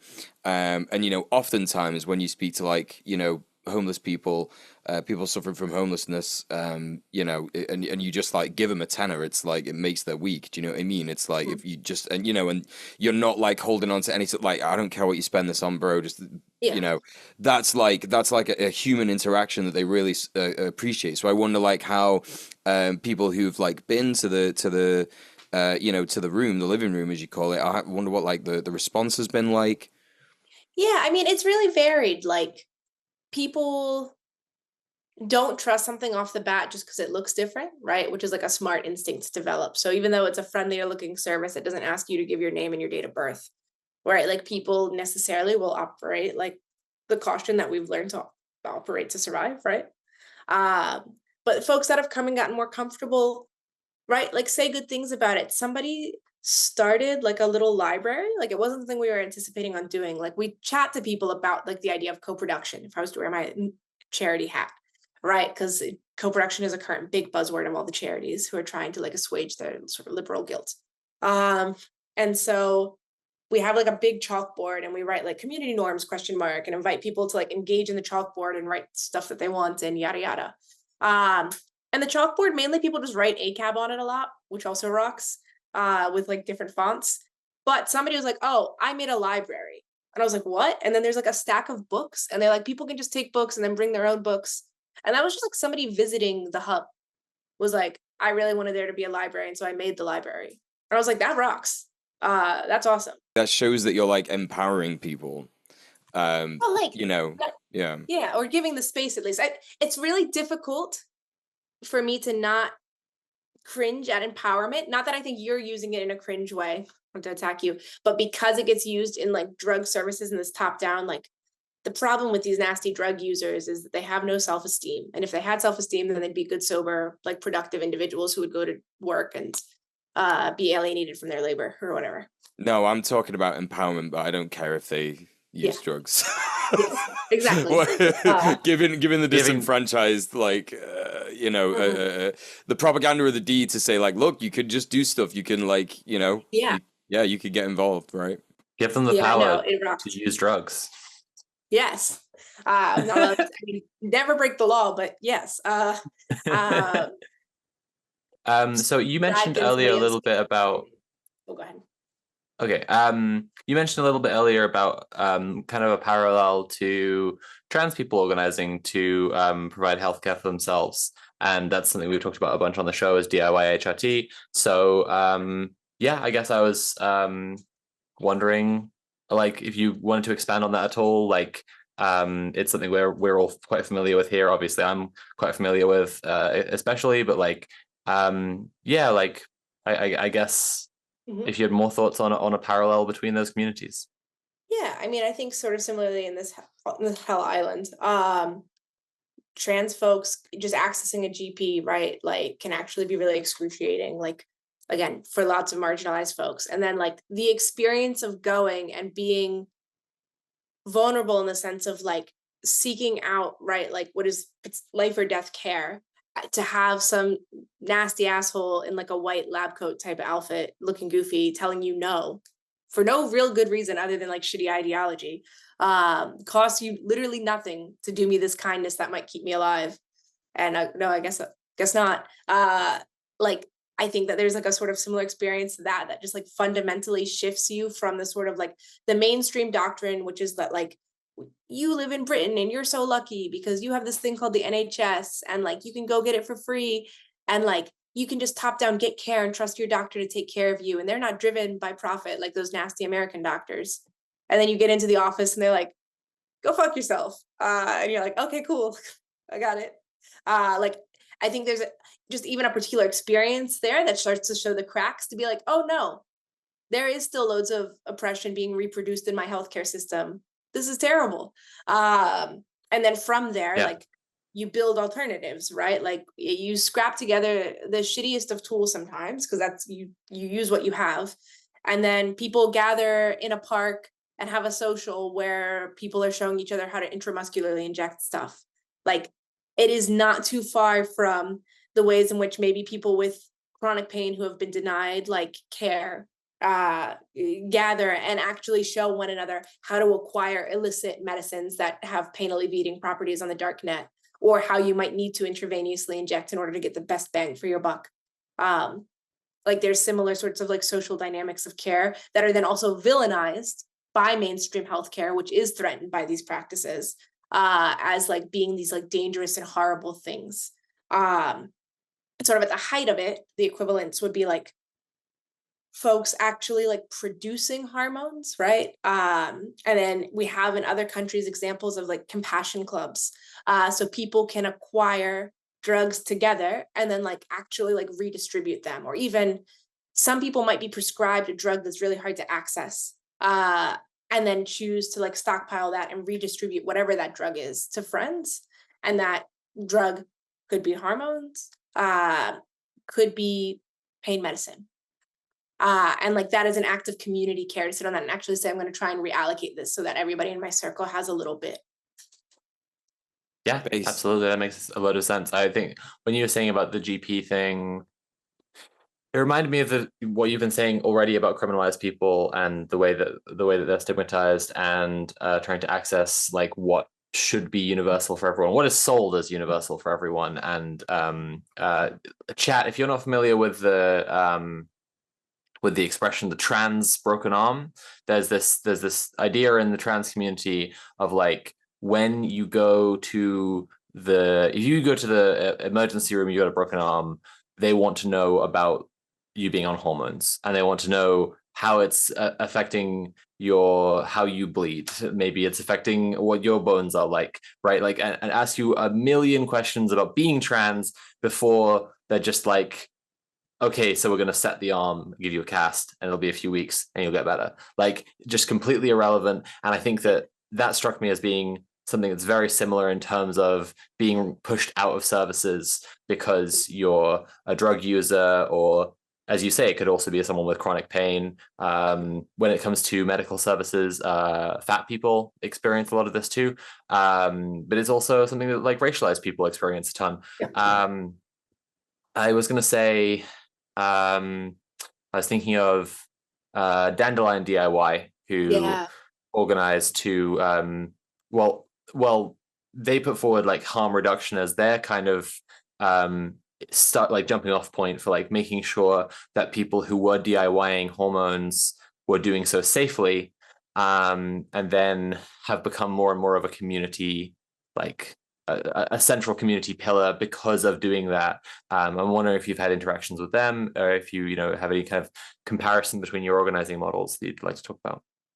I've never interacted with them from my RATS hat. I've interacted with Dandelion folks like from Release HQ, actually just handing out like release brochures to Dandelion folks, which was funny. I think a couple of comrades who are also RATS were at Mad Pride a few weekends ago. And there was like a convergence there. So I think Dandelion has interacted with RATS, but not me as an individual because I wasn't able to make it to Mad Pride. And then Dandelion also interacts with Release, who hosts the hub, and our friends. Yeah, there was a harm reduction thing at Mad Pride, right? Was that to do That with was Release RATS. or Rats? That was That's RATS. cool. But again, the sort of confusion, and one of the other RATS also works with Release. So had both hats on. I was like, wait, Sure. untag Release from this, just tag RATS. But it was already on comms, so we left. Release was already alerted. What was the do you know about the harm reduction workshop from Mad Pride and what was done there? Yeah, I believe the predominant thing was teaching folks about naloxone, in this instance, which obviously like I support and love. Naloxone is great. But I do also think that there is people think harm reduction means SP and naloxone in this country, and it does sometimes. But I know that like my comrades did give a full spiel about like what harm reduction is, and that harm reduction is actually the things that like Campaign for Psychiatric Abolition already does, and so on and so forth. Like it's much more about these practices. But yeah, I guess like I'm super interested in sort of talking more about like the structure. And I don't mean this in sort of like a I'm analyzing your structure and I'm giving you my thoughts on your structure kind of thing. Yeah. But just from a point of view of like Greater Manchester Tenants Union, because obviously like I got elected as chair recently, and like a lot of the operations and stuff is quite interesting. Like it's quite like a it's not old, but it's kind of old compared to some orgs at the moment. And I think that like just sort of thinking about, you were saying before, there are like some terms that are like NGO-fied that come with building structures and stuff. And I wonder if you wanted to like touch a little bit upon like the sort of, the way in which the org feels about that kind of stuff and the way in which you understand, because I guess you're building a structure with operations and, with actual organized parts to it, actual organized structures, because you understand that that's like a really important thing to do for longevity, right? So I wondered if you could speak like to a little bit of that for us. Sure. I guess I'll give sort of like, how will I structure my answer so I'm not just going off? You can Firstly, go I'll off. say I would just go off. So this handshake I joke about with Release genuinely is a strategic one, both in that like Release has just like gone out of its way as an organization to be supportive to like us growing, which has been obviously super appreciated. But also strategically, like many of the things that like orgs are required to non-profitize in order to like access any pool of money these days, right? Or access, for instance, for us, because we have an NSP, public health, there has to be some agreement with your local public health right now in order to do that, or else like there is much more criminalization that can potentially like come into play. So in order to protect members who are already largely criminalized people, actually it's more risk averse for us to have a partnership with a nonprofit that has the checkbox permissions, rather than we could do it totally like rogue as an entity that is like a grassroots collective, but be potentially much more at risk in terms of like the criminalization of particular paraphernalia.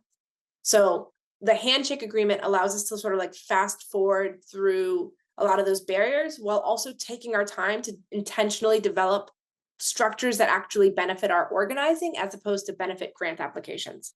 And so where we have a sort of like swampy assemblies type of model right now, I think is part inspired, like I said, all of us have been part of various organizations before with different types of structures. Me and one of my co-rats are also both affiliated with Swarm. And I know that somebody from Swarm was here some while back. That's right. Yeah. We all wear 100 hats. But like Swarm is quite horizontal internally. Like there is a board, but the board is like a paper pushing exercise. Again, structures that exist for organizing versus structures that exist because like this island loves structures. And so largely like Swarm membership get together through like steering meetings. And that is how things are decided. And there's like a agreed statement of values. And most of the time things just like happen like that in the swamp. So Rats right now is in a similar swamp, but just with caveats that like we will probably develop a caucus structure. And even the caucus structure, this may get me booed by anyone in the chat. I don't know, or cheered, probably booed. I used to be a member of a group called Red Fight Back that doesn't exist anymore. Red Fight Back was a Marxist-Leninist party. Although again, people in the chat might clown that depending on what they know.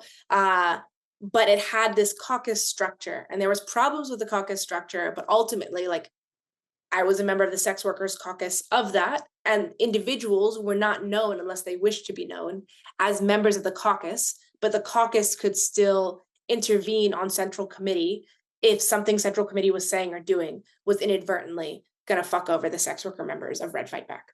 And so like there's, without saying we're going full dem scent as rats, there's something to figure out there about like how we have these protective entities in the swamp, but not ever making structures for the sake of like chasing a bag. Only doing ones that are beneficial to the membership within. I would really like, yeah, I mean, like one of the one of the biggest things with GMTU, without going into it too much, is the fact that like we do have like a lot of grant funding, and that's fine because that can be okay. Depending on what the stipulations are, the obligations that you have from the grant funding, when you actually like get it, depending on whether you think that aligns with your work or not, and whether you actually think it contributes to building tenant power, which is, you know, our aim.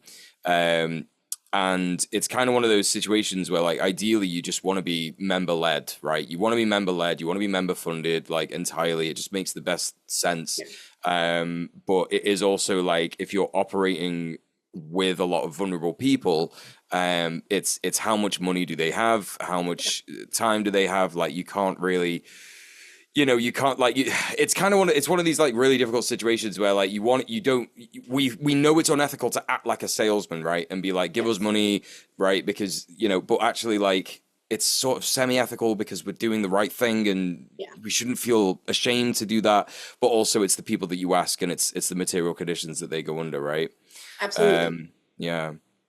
I'm a member of the sex workers union. And I was a member when the sex workers union transitioned from United Voices of the World to Baker's Union. I was on the committee, and I remember navigating even just the stressors of how you design those structures as a non-TUC union, to then trying to move and integrate your structures and like refinagle them to be part of a much more structured union with all the TUC caveats. And it was a challenge. And there's loads of logistics challenges of moving from one mothership to another anyway, right? Phone banking, all of the membership like several times over was not enjoyable. But Jesus. I mean, it was. It's a nice way to get to know the membership, but it's painful. It's a task. It's a task. It's a task for a handful of hookers to do. But yeah, this like question about like also like asking members to pay dues when you know the vast majority of your members, like rats, the name of the game is people who are trying to survive. So no, it doesn't feel good. But equally, we're the most used to handing the same 20 quid note around each other in a circle, right? Very true. Yeah, I guess like the sort of the way in which I'm you know, curious about it is just purely from like an organizing perspective, like organizer to organizer, and it's like, yeah, it's so interesting because you can really do good stuff if you like get money to hire staff. But then once you get money to hire staff, you're caught in this circle of like, well, we're a leftist organization. And if we lose money, that means we have to sack people, and that sucks. and we shouldn't be making anyone unemployed just because we're bad at getting grants, and that's how we started our org, etc., etc. Anyway, but you know, good things could come from having staff sometimes. You know, like they can do casework, and like literally the reason that I was recruited into the union is because a staff member did it. But also conversely, there are all these other issues, you know, that come with that. So yeah, it's a really important thing, I think, to sort of like think about when you're thinking about structures. Just sort of like pulling it back, like right back. You know, because you told us like all about, I guess, you know, the history of like the UK drug support networks and all that kind of stuff. But I guess like I think like what's really important for listeners and viewers of this show is to hear about how you actually like got started in your journey, like not even necessarily as like doing stuff with rats, but also like as an activist in general, because kind of like the purpose of this show is to get people to touch grass. You know, so yeah, talk to us a little bit about that. Oh, there's so many potential starting points. Well, let's go with how you got into rats first. Sure. Yeah. So rats came about, me and friends who are all fans of drug. Not that any of us have ever broken the law. Particularly frustrated, I want to say, I mean, with everything all the time, but I think for my personal breaking point was last summer, a big cluster of people died in the West Midlands from contaminated drug supply. And it was like a wide range of people who thought they were using different drugs, some people as young as like 18, 19, up through 40s or 50s. And the shared thing was it was contaminated with a really potent synthetic opioid called nitazines, or it was a type of nitazine. And classically, the sort of drug services all got together and they're like, we're going to make a plan and we're going to, you know, we're going to save people's lives. And like nothing happened. Nothing changed. And since then, loads of people all over the country have died from these contaminants. And we could be entering a crisis that in many ways looks similar to what's happened for like 10 years now in North America. As you can hear, I'm from Baltimore, where currently 3 people die a day of like a preventable death if we just had a safe drug supply. Like we can understand these as like just like directly prohibitionist policy produced deaths. And the thing that's so frustrating here, whereas obviously there's other frustrations in the States as well, is that actually like services have a lot of tools to keep people alive. A lot of people that are dying or will die are people who are opioid dependent. We could just prescribe opioids, right? We could have something akin to a safer supply. Yeah. There are still people in this country all around that have prescribed heroin. We have the infrastructure for it. We have the supply lines for it. Obviously, nothing is as easily done as said, but there are so many tools that if people actually gave a shit, they could reach into their toolbox and be like, bada bam, bada boom, we're prescribing heroin. And when you have a bunch of prescribed heroin, why would anyone continue to buy the illicit stuff? Because obviously, like people will still distrust services and yada yada, but it makes sense. The math is mathing. I don't want to pay for it, and it's good quality. That's it. Right? Like it's one of the sort of like biggest things about being a drug user is that like, you know, I mean everybody's story is different, but mine was kind of from a place of like very escapist sort of, you know, and it escalated into a sort of kind of a very harmful, self-harmful sort of habit, like, or collection of habits really is what it was. And like in those times, you're not really thinking about what you're putting in your mouth. You're not really thinking about what you're putting in your body. Do you know what I mean? Like you're just kind of like, yeah, there's an E, whatever, fuck it, let's do it. And in those situations, that's when you're like the most vulnerable to be exposed to these substances that people are taking advantage of people with, in by, you know, trying to game. Well, there is no system, but like, you know, they're gaming the system of drug dealing by cutting their shit with super harmful stuff, right? And I think, I will push back slightly. This is my rats also love people who sell drugs. But yes, and obviously, like, and I know you know this, like, this is at such a high level that like changes internationally in the heroin supply occur. Our local folks on the street who are selling us drugs are very rarely the ones poisoning the drug supply with these things that produce like these mass death events. It is so far beyond the control of anybody who like we know or love usually that is like selling drugs to us that these really dangerous things get cut in. And then people support really dangerous things like charging people who sell fentanyl in the US with like an aggravated charge for like basically being murderers. And it's like, actually, they had no control of that. The vast majority of the market in the United States is already fentanyl. There's nothing you can do about it. There's no dope. And so similarly here, like, rather than even framing it, even though I know it's like a simplification anyway, as like people trying to game the system by doing this, is like, we have created markets with vacuums that synthetic opioids and other really potent and dangerous substances are really well posed to fill, because like that is the logic of the market that we have created. And if we instead had like a just like valued life, we would create like a regulated supply for people that wasn't based off of like profit production. And yeah, I don't know. Yeah, no, I really appreciate you saying that, because you're absolutely right, and I think that clarification is really important for our audience. Yeah, and you know, at the end of the day, it's one of those situations where it's literally like you said, like the prohibitionist policies are like the issue, right? Yeah. You know, we wouldn't have these issues happening if drugs weren't criminalized. People who use drugs, you know, and again, like you rightly say, people who sell drugs are criminalized.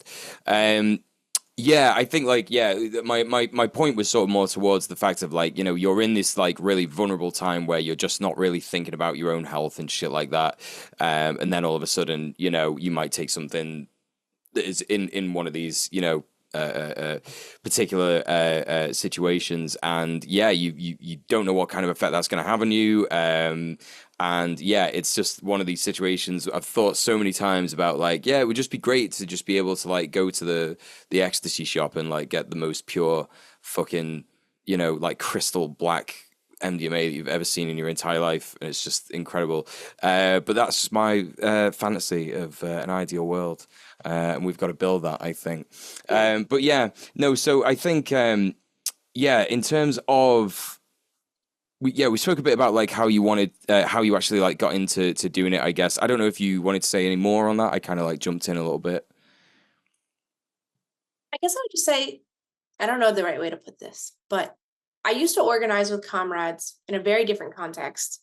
And I would often talk about the sort of, there was a lot of sort of like high tower, sort of like good theory schoolbook boys who thought organizing was a particular thing and kind of like turned their nose up at mutual aid projects. Like, oh, this is just a glorified lefty charity. Like, this is not a thing that is like worth engaging in. Like, and we should be like building the Vanguard Party instead or whatever.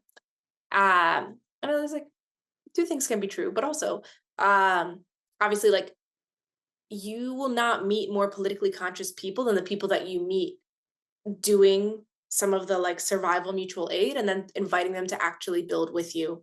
And particularly the reason that I'm so interested in organizing with people who use drugs as a revolutionary vehicle is because it is some of the most radical people I've ever met in this country, has been just happenstance through me having a homelessness like frontline worker job, and actually learning loads of theory from the people that I'm working with in that capacity. And people who are the most clever when it comes to circumventing all of the surveillance also that comes with these systems, which is going to be the challenge for us in this decade if we want to do anything and keep up, because the British surveillance state is so strong. So like there are experts at home who have been getting around the fire net for years, so to speak, through the ways that they live. And like, maybe we could learn something instead of approaching in such a chauvinist way to think that the only reason that it's worth engaging is to look good, like red charity boys. So what you're saying is reading Marx is a waste of time. Yeah, just don't read. That's what I'm saying.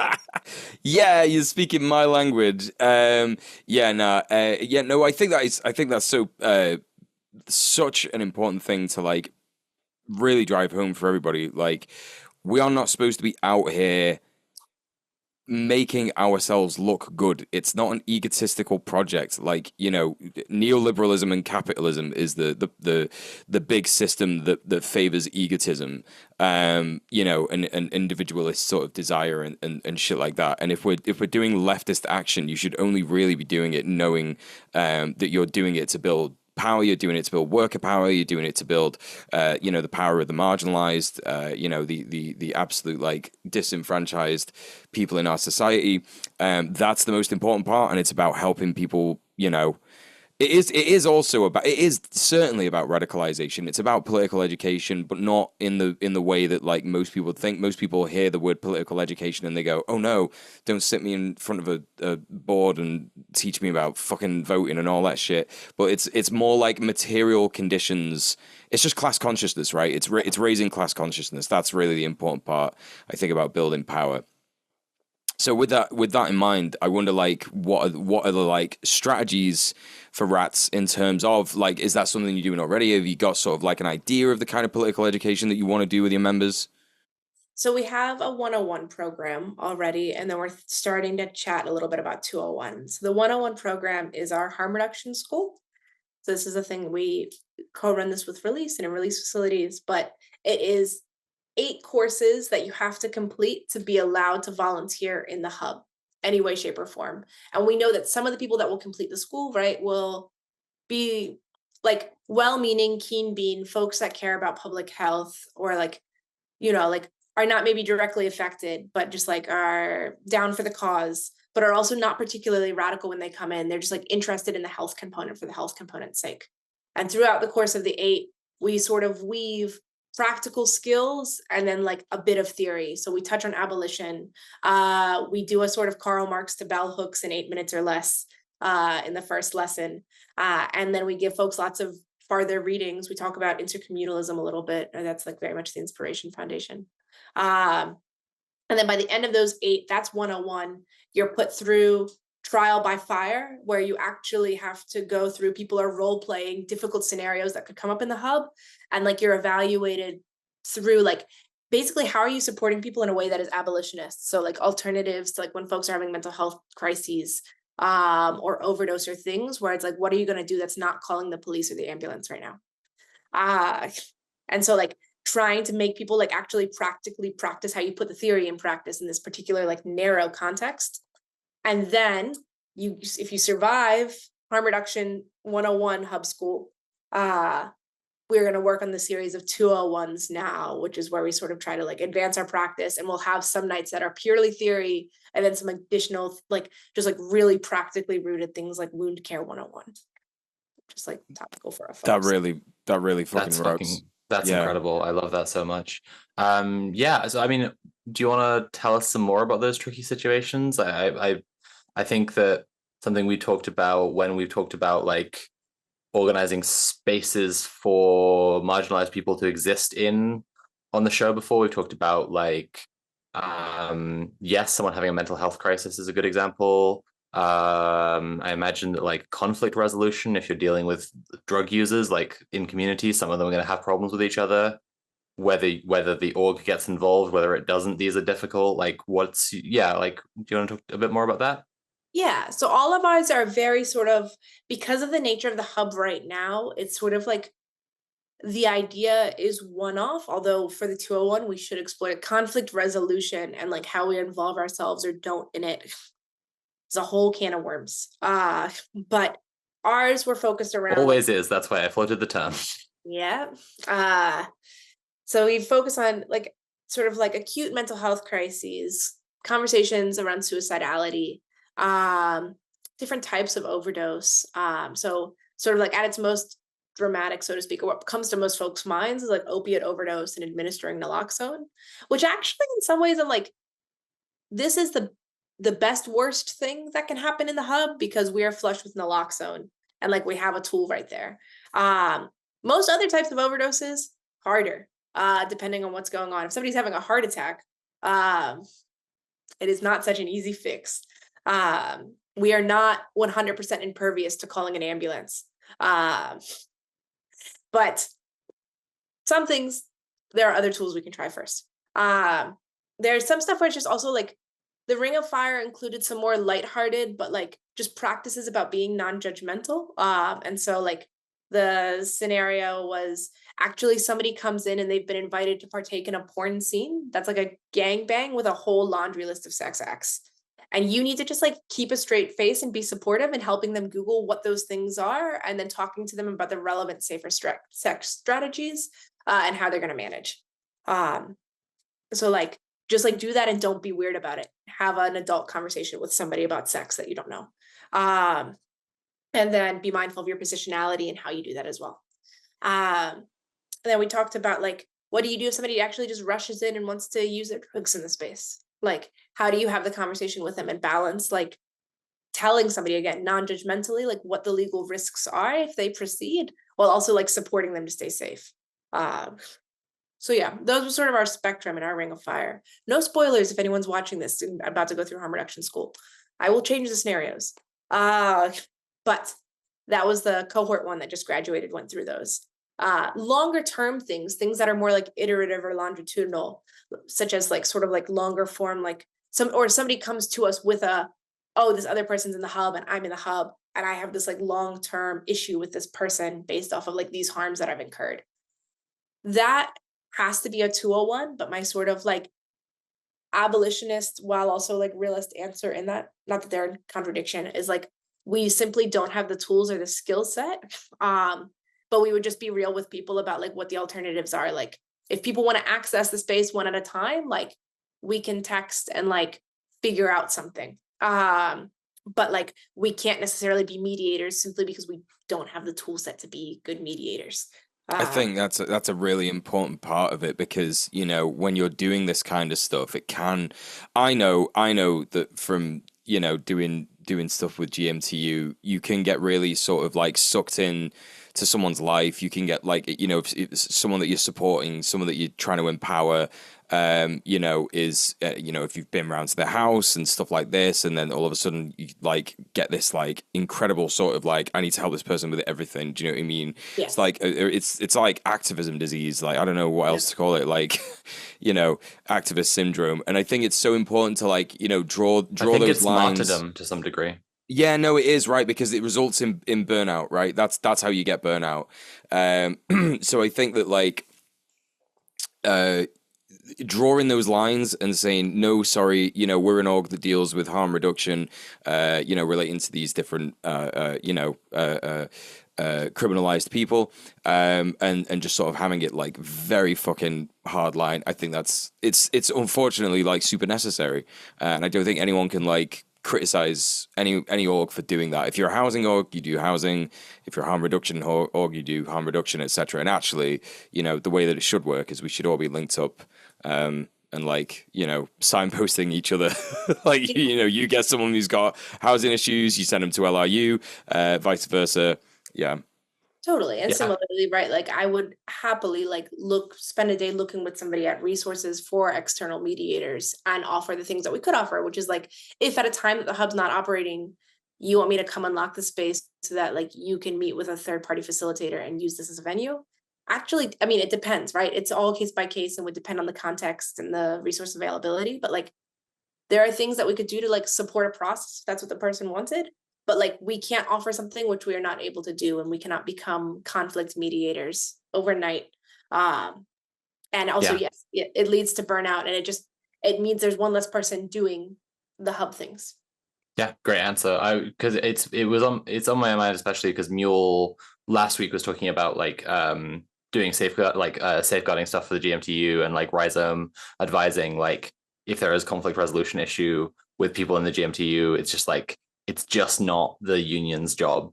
And so like it's more important to make sure that like there aren't things happening in the purview of the org that are causing harm than it is to exactly.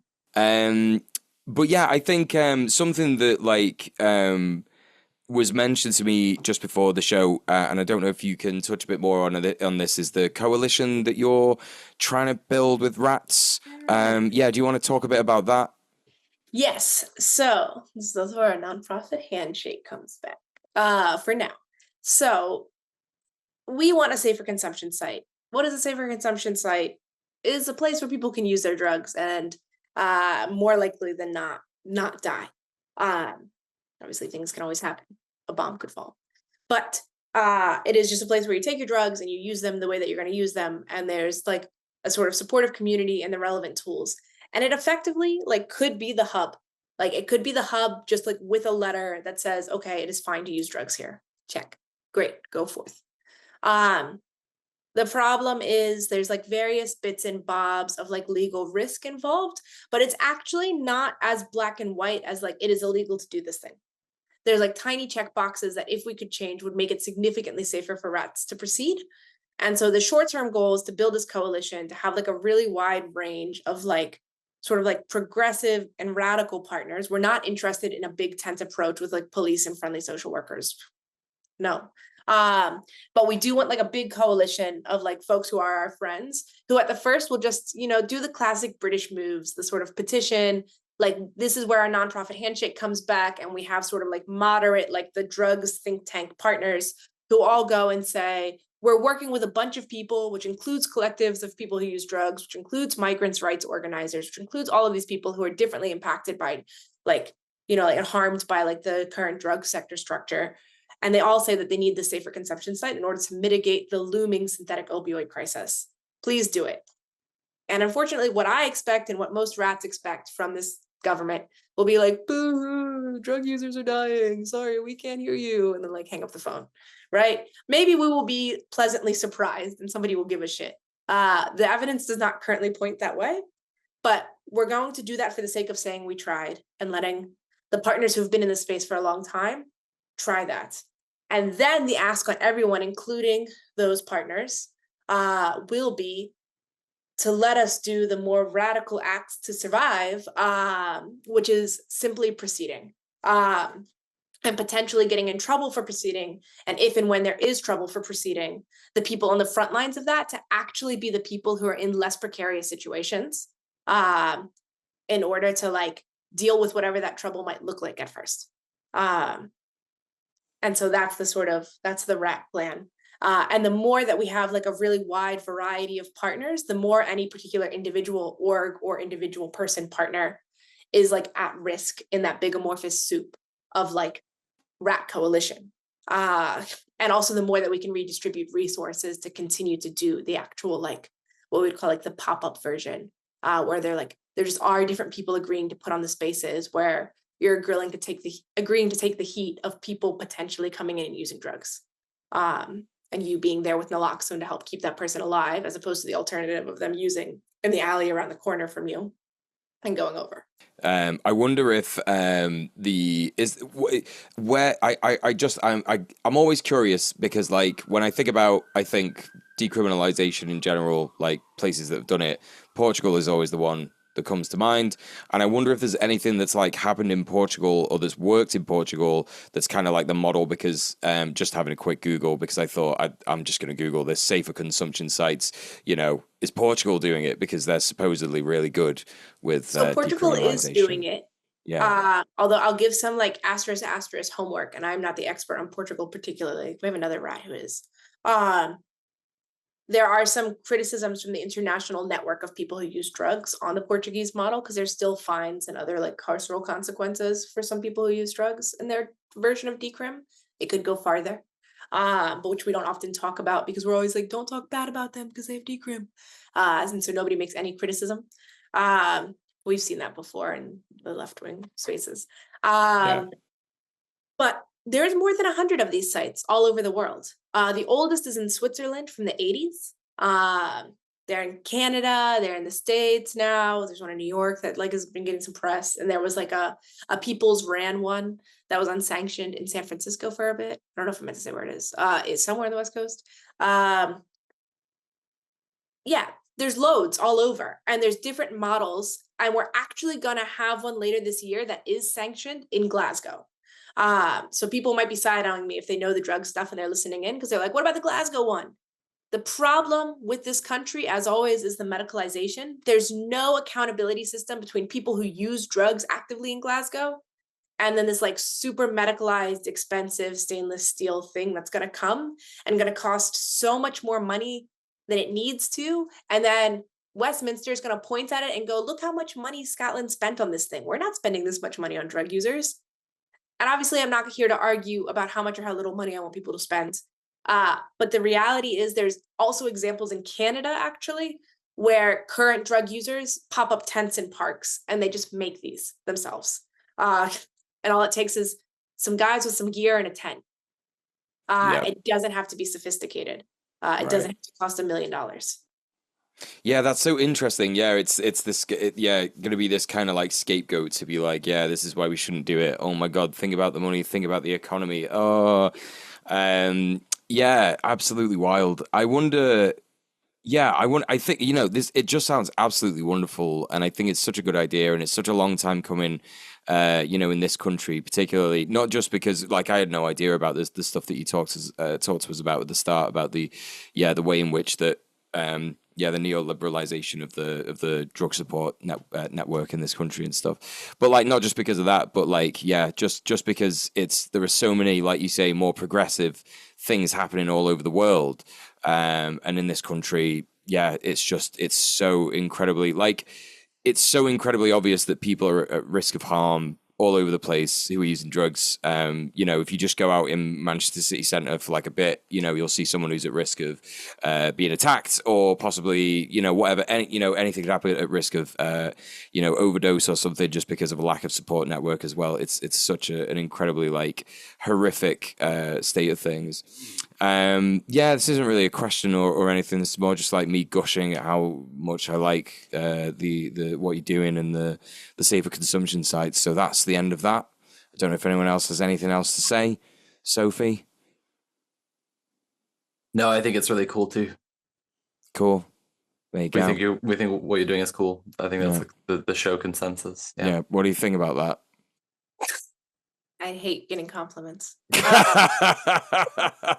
It's not necessarily you. It's more rats just in general. But you're part of it. You're part of it. Yeah, I don't know how to formulate the question I'd like to ask, but it's more on that topic of like abolition leading to revolution. Like it's more about like changing stuff for criminalized people and changing how society works around the groups that you're dealing with.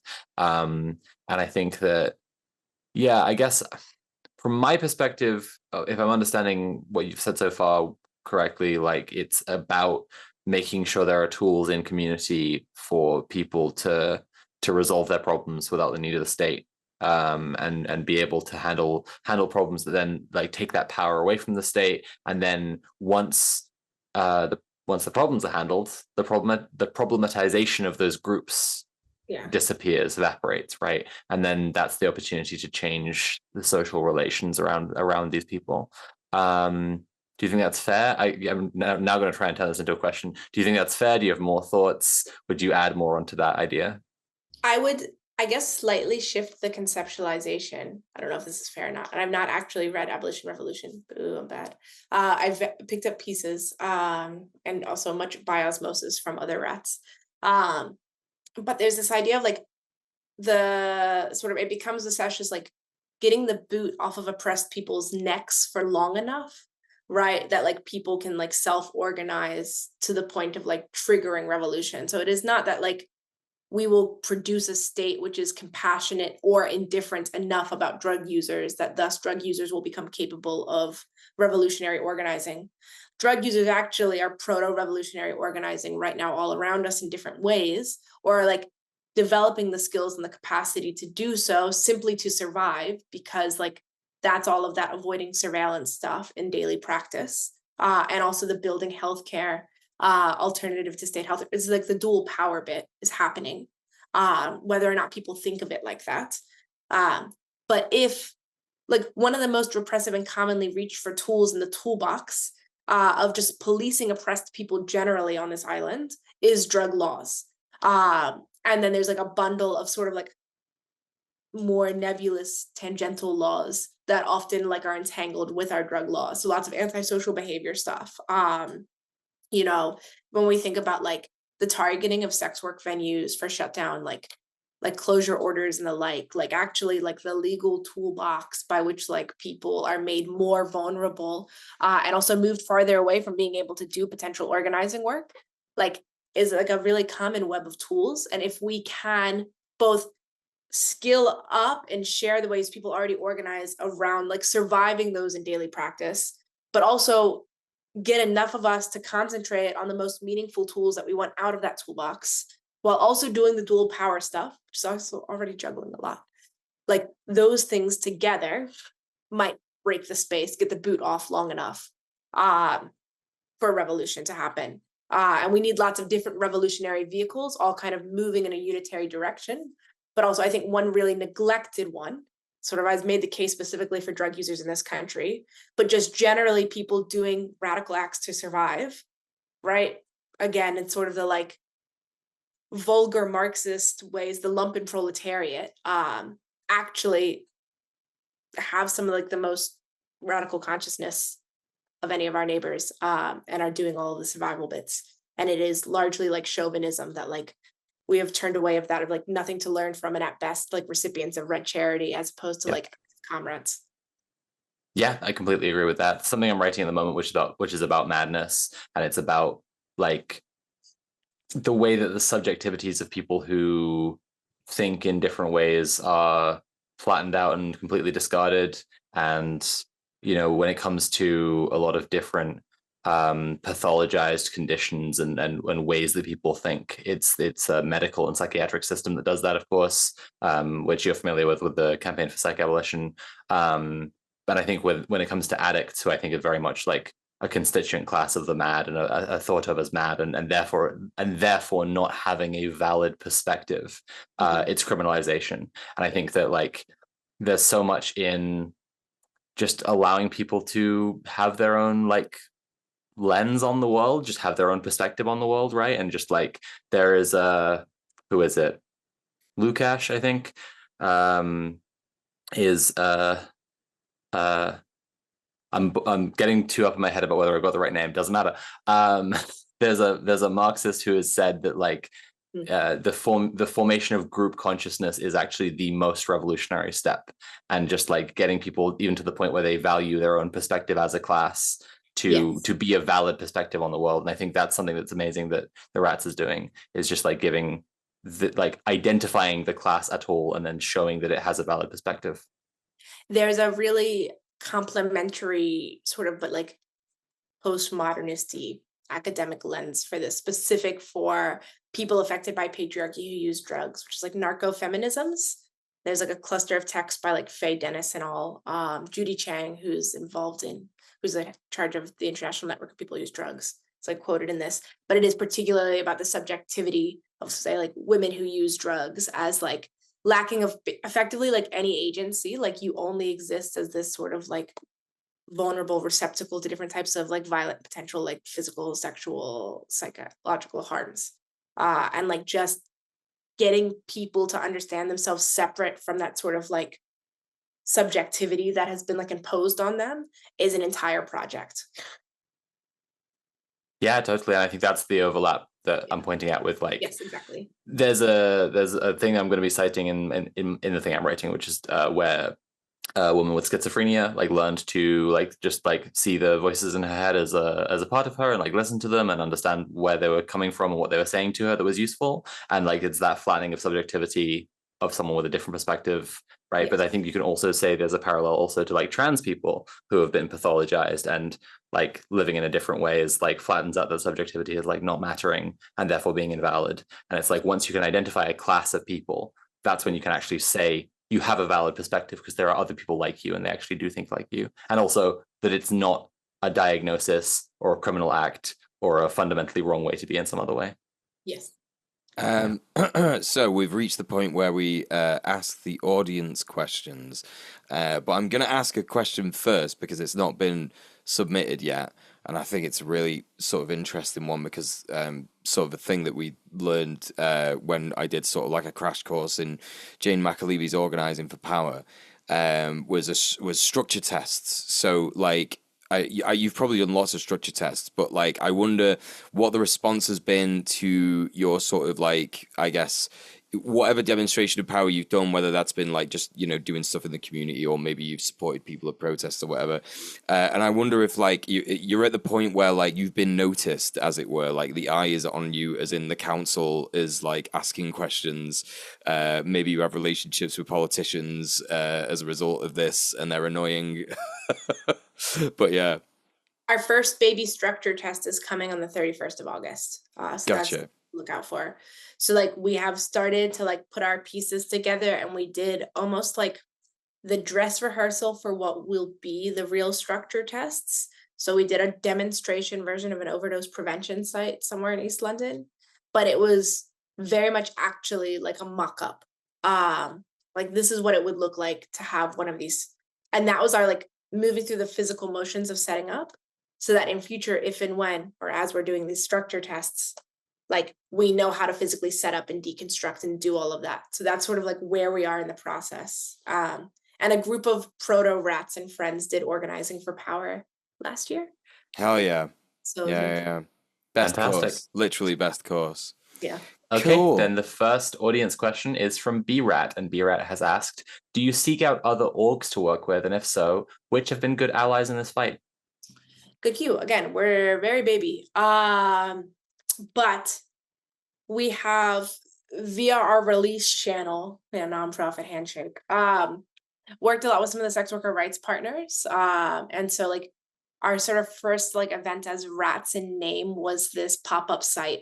And somebody from Decrim Now came, and we were able to like talk to folks about the relationship between like drug user liberation and sex worker liberation.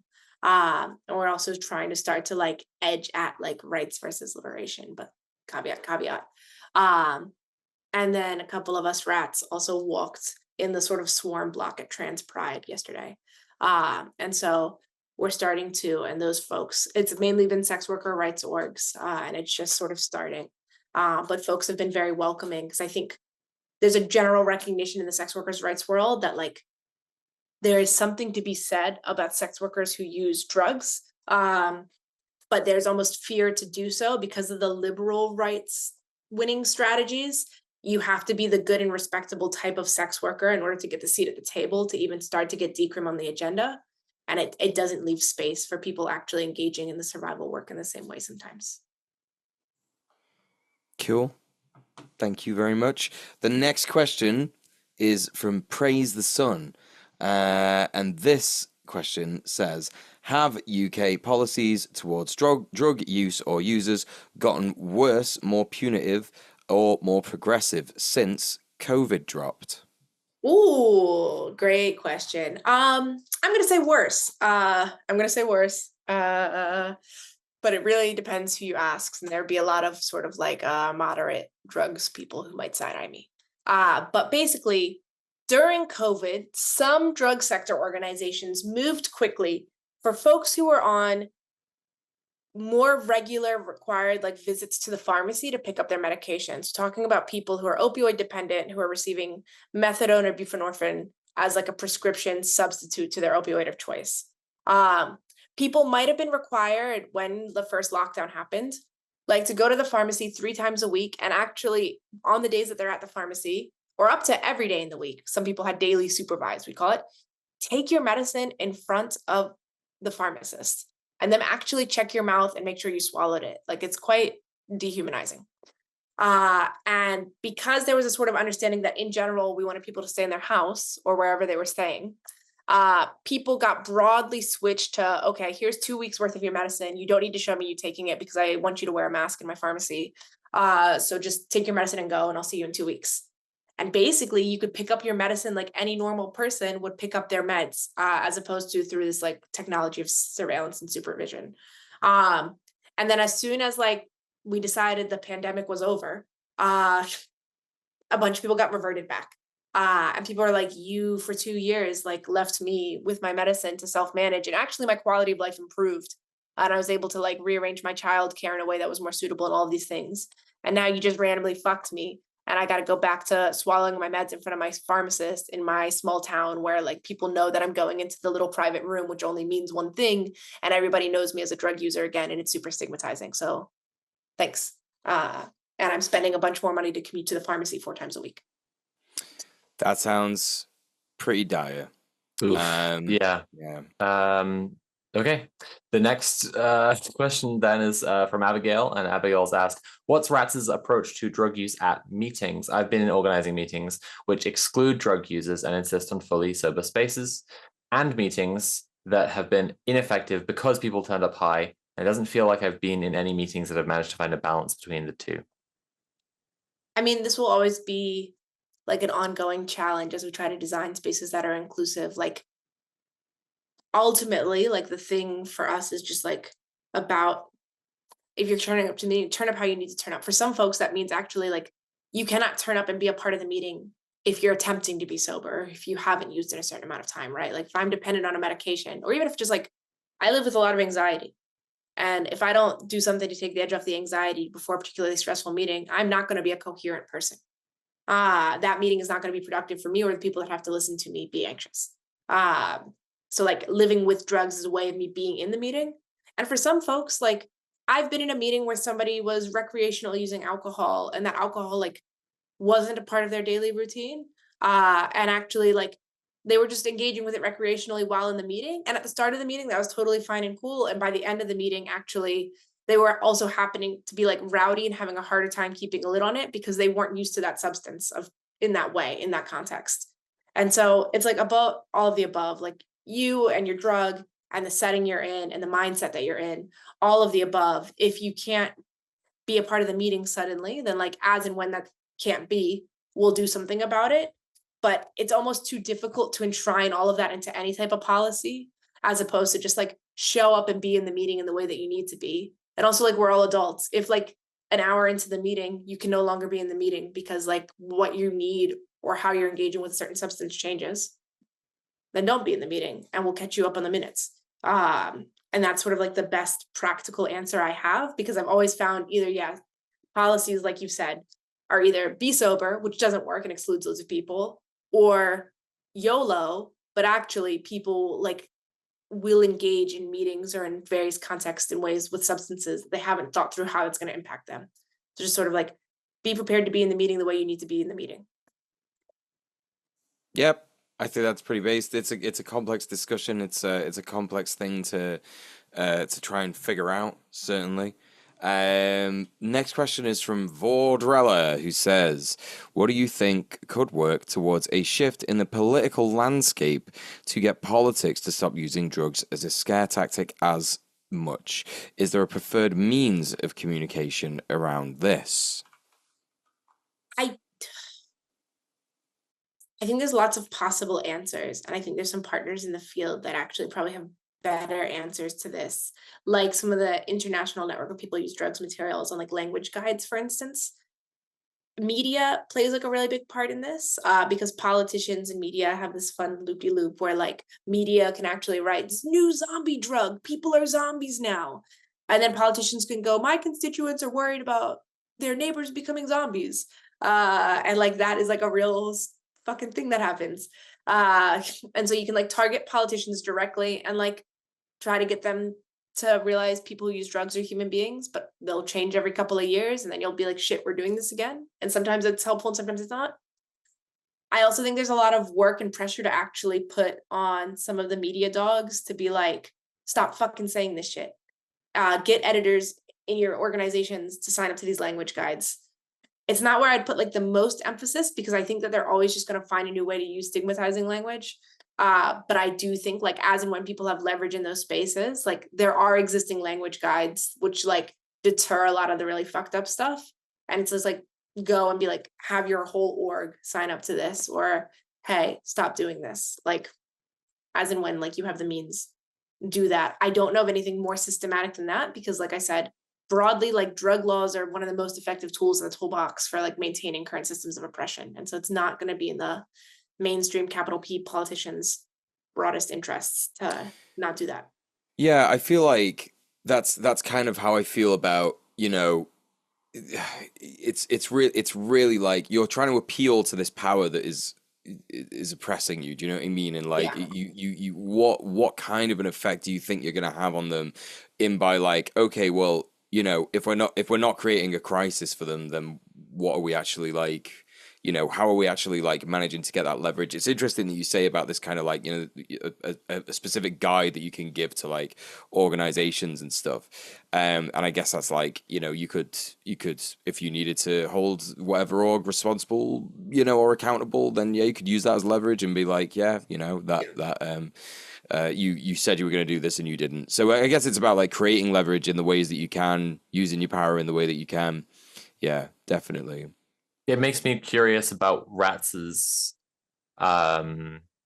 like your org specifically, like in terms of media strategy, I guess, like whether that's something that you're going to be engaging with, talking to that. Like I mean, you're here doing an interview right now, but I don't consider this kind of that, if you know what I mean. Like, because I think that, yeah, well, yeah, you We don't have can see what media I'm gesturing at.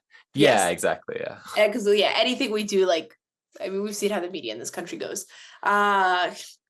We absolutely like recognize in 1,000,001 ways it would make us more vulnerable or like rip us to shit. But like it was something when we get to these different like structure tests, for instance, like it is a huge risk element and like part of the field that we're gonna have to think about. But we're not quite there in terms of like, I think the biggest thing that we can learn from sex worker allies, actually, sex worker rights movement, super shit hot on it in terms of like having a list of friendly journalists and like sex workers being media trained to control the narrative. We still see lots of ways it goes wrong in the broader mainstream world. Yeah. But actually, I think the sex worker rights orgs, like when they launch a campaign, they hit the doors running, and there's like 100 journalists deep of people running the headlines that the sex worker rights orgs want them to run. And so part of the challenge over time will be like, how do we cultivate this? And like the moderate drugs partners in the field, orgs like Release, Transform, so on, they have some of this list and we'll be able to be in coalition with them to like leverage that.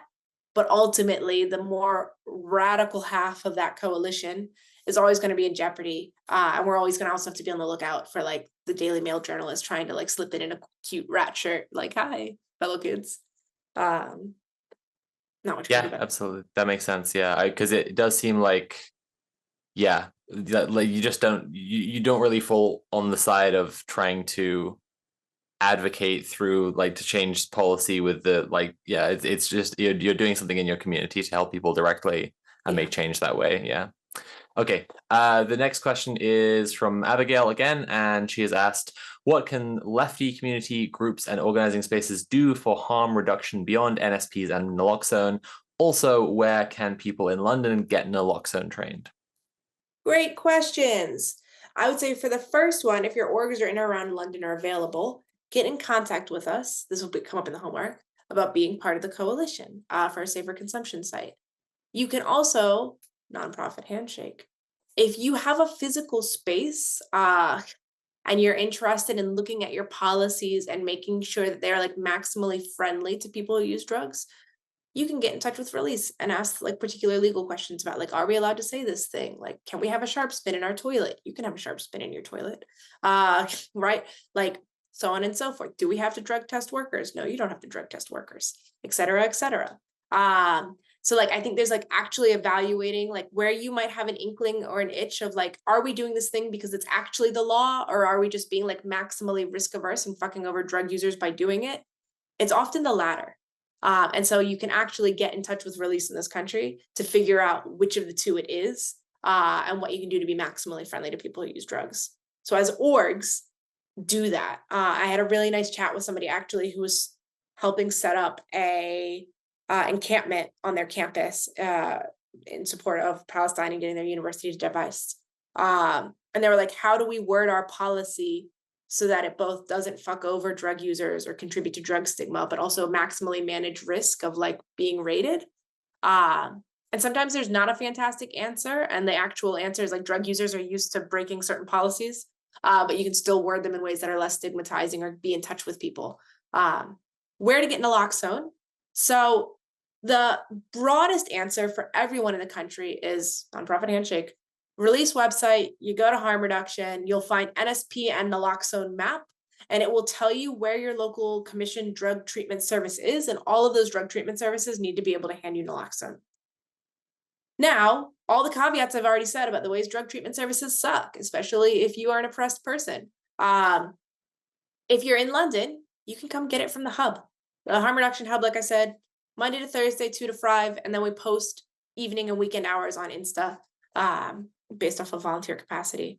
So you just come get naloxone from us. Wicked.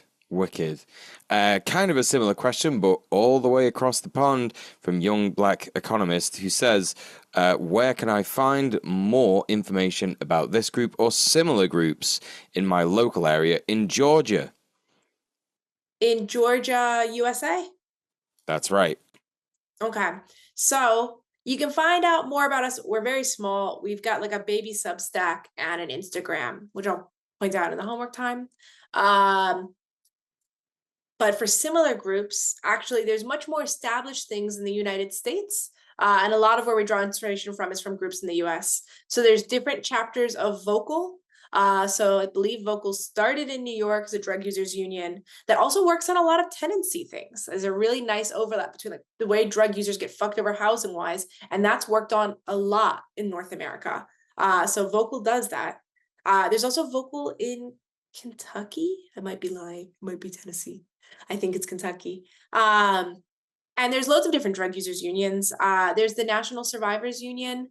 And you can also find accounts to like similar like allied movements. Not all frame themselves as a union, but they're various collectives of drug users, things like Remedy Alliance. There's loads, but I would start with Vocal National Survivors Union. I'd look at the Remedy Alliance accounts, and from there you can sort of backtrace all of the different and find if there's something. And your local grassroots harm reduction org will likely overlap or be just straight out your local drug user collective a lot of the time. Great answer. Yeah. Hope that's helpful to everyone. Last audience question we have. So last thing before homework time. Chat, get ready for homework. Our chat loves homework. The last question we have is from Isa Salinen, who asks, what are some of the short-term things we can organize around now, and what would be longer term? Oh, what a beautiful homework segue. So short-term things, I think a lot of it is we need like real harm reduction services like in our communities. And when I say real, I mean, this could be an entire 2-hour lecture, which I won't do. But not just like you go into your drug treatment service and if they're nice to you, they might hand you a naloxone kit. Like these things, first and foremost, need to be removed from the bellies of drug treatment centers. Because if you are a person who's in drug treatment and you want needles, then your doctor who's giving you drug treatment knows you're getting needles and will be like, hey, why are you doing that? I'm giving you drug treatment so that you become sober. It doesn't make any sense. So like very basic demands, like we actually just need community centers that are for people who use drugs and like offer them things that aren't like in this abstinence treatment fucking cog. We need safer consumption sites now. We need meaningful low barrier drug checking. And that means that like people are able to check their drugs before they consume them, as opposed to just like waiting on police seizure data that you will never get. And we actually just like need safer supply. If I use illicit benzos every day, the supply is super fucked for me right now. I just need my GP to prescribe them to me.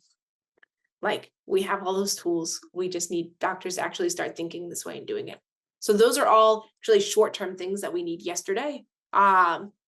And then, yeah, in the longer term, we need like fully like decriminalized, legalized, regulated drug supplies so that you can go get your beautiful MD crystal in the shop and it has a very clear dosing and guidelines for you. And when you go up to buy it, the nice person at the till explains to you how to use it in different ways. Yeah. Just the beautiful utopian future. Yep. Absolutely wonderful. And you pay with feelings. Yeah. Yeah. Yeah. No, we abolished the word pay. That just goes away. We don't do that anymore. Fuck all that. Okay. Yeah, no, absolutely great answers, and thank you so much. Yeah, just absolutely phenomenal stuff. Sorry, I was getting a little bit distracted. Did you already go through everything that you wanted to go through for the homework? Was there anything else you wanted to add on? Homework, I was going to say immediately, sort of like for all folks internationally, the blueprint for like the radical things that we can do to support drug users, one of the blueprints is DULF, the Drug User Liberation Front, in Vancouver, Canada. The founders of DULF have been arrested and have been charged for effectively for like helping to do life-saving things in their context through safer supply, through a compassion club of sorts. You can donate to DULF for the legal fees for the constitutional challenge and help keep folks out of jail. You should do that. So you can look up DULF.solidarity on Instagram and support DULF. Please do that. And also, if you can throw little fundraisers in your context for Dolph and learn a bit more about Dolph, that would be awesome. As far as the RATS homework goes, if you are London or even just like UK, if you can go on Instagram and check out the fact we are having an open meeting, we would love London-based folks to be there, and we would love broader UK orgs to be in coalition with us and sort of sign up to the upcoming sort of like letter of demands we'll have around having a safer consumption site that is buy-in for people who use drugs. So that is the current short-term asks. Yeah. What's your Instagram?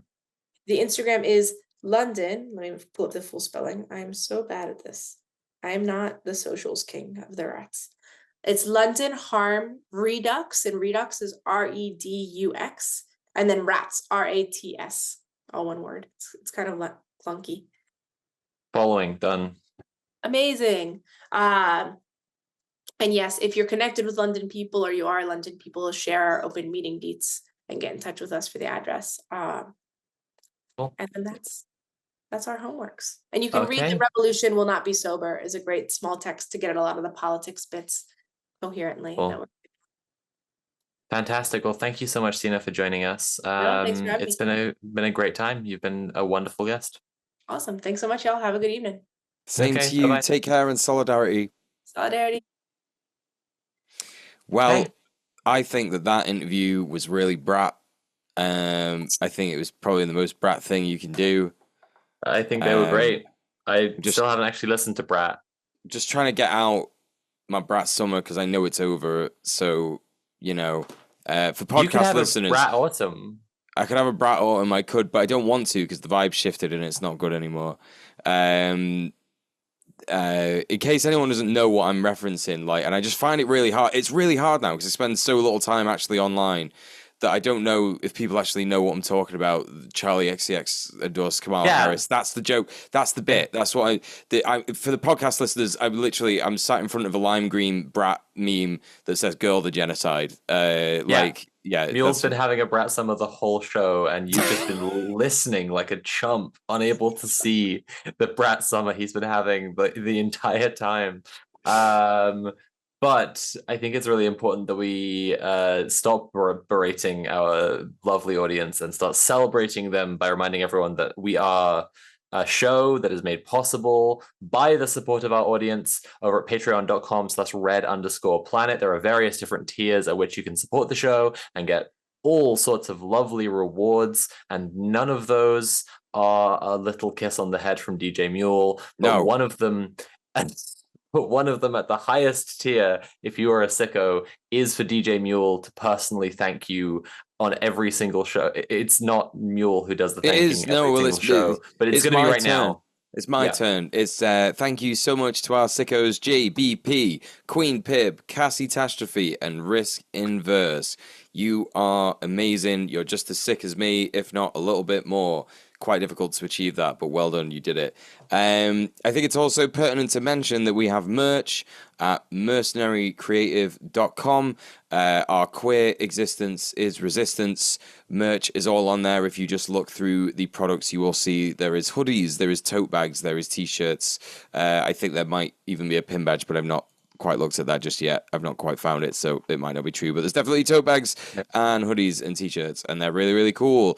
The hoodie actually has like the queer existence thing on the back and the Red Planet logo on the front. It's actually really cute, and I really want one. Conrad, please just send me one somehow. Get it to me. Anyway, that's that. But what I want to know is where people could support my sweet Sophie from Mars, my co-host. Where can we support you and give you money? Linktree.ee, linktr.ee/Sophie from Mars, all one word, is where you find all of my links. I'm not on social media that much these days. It sucks. I don't know if people know this about social media, is that it's kind of shit. And the more time you spend enjoying your life, the more you look at posts and you're like, wow, this is really boring. But I still occasionally humble. I've been known to blusk. I am on Instagram. I think they're all on my Linktree. But more importantly than any of those is just to give me your money. That's what I want. No, hang on a second. Content in exchange for money. That's how capitalism works. So if you know what, if you want to just give me money because I need to eat and keep the lights on in my house and pay bills and like afford my hormones, you can do that through my link tree, and you can just send me money, and I'd really appreciate that because times is tough. I am about to return to work to publishing my video essays on my main channel, Sophie from Mars on YouTube, which is also available through the link tree. And if you want to see the video essays early, including one that I was talking about today a little bit about madness, it's called The Mad and the Mentally Ill, that will be available really soon, actually. I'm going to probably finish it really soon and put the text version of the essay up, and then the video will be available for a lower tier Patreon. You can see all the descriptions. You can, if you can just read it for yourself, so I don't have to keep on explaining all of this. That's patreon.com/Sophie from Mars. But linktree.ee/Sophie from Mars, where all my links are, and I'd really appreciate everyone's support as I return from my publishing hiatus. But if people want to find my dear friend Donkus Jonkus Muel, where do they go? Well, you can go to linktree.ee/DJMUEL and support me on Patreon. You can also, I think there might be a link to my PayPal there. If there isn't, just go to the Patreon, and I think you could do like a one-off donation. I don't know.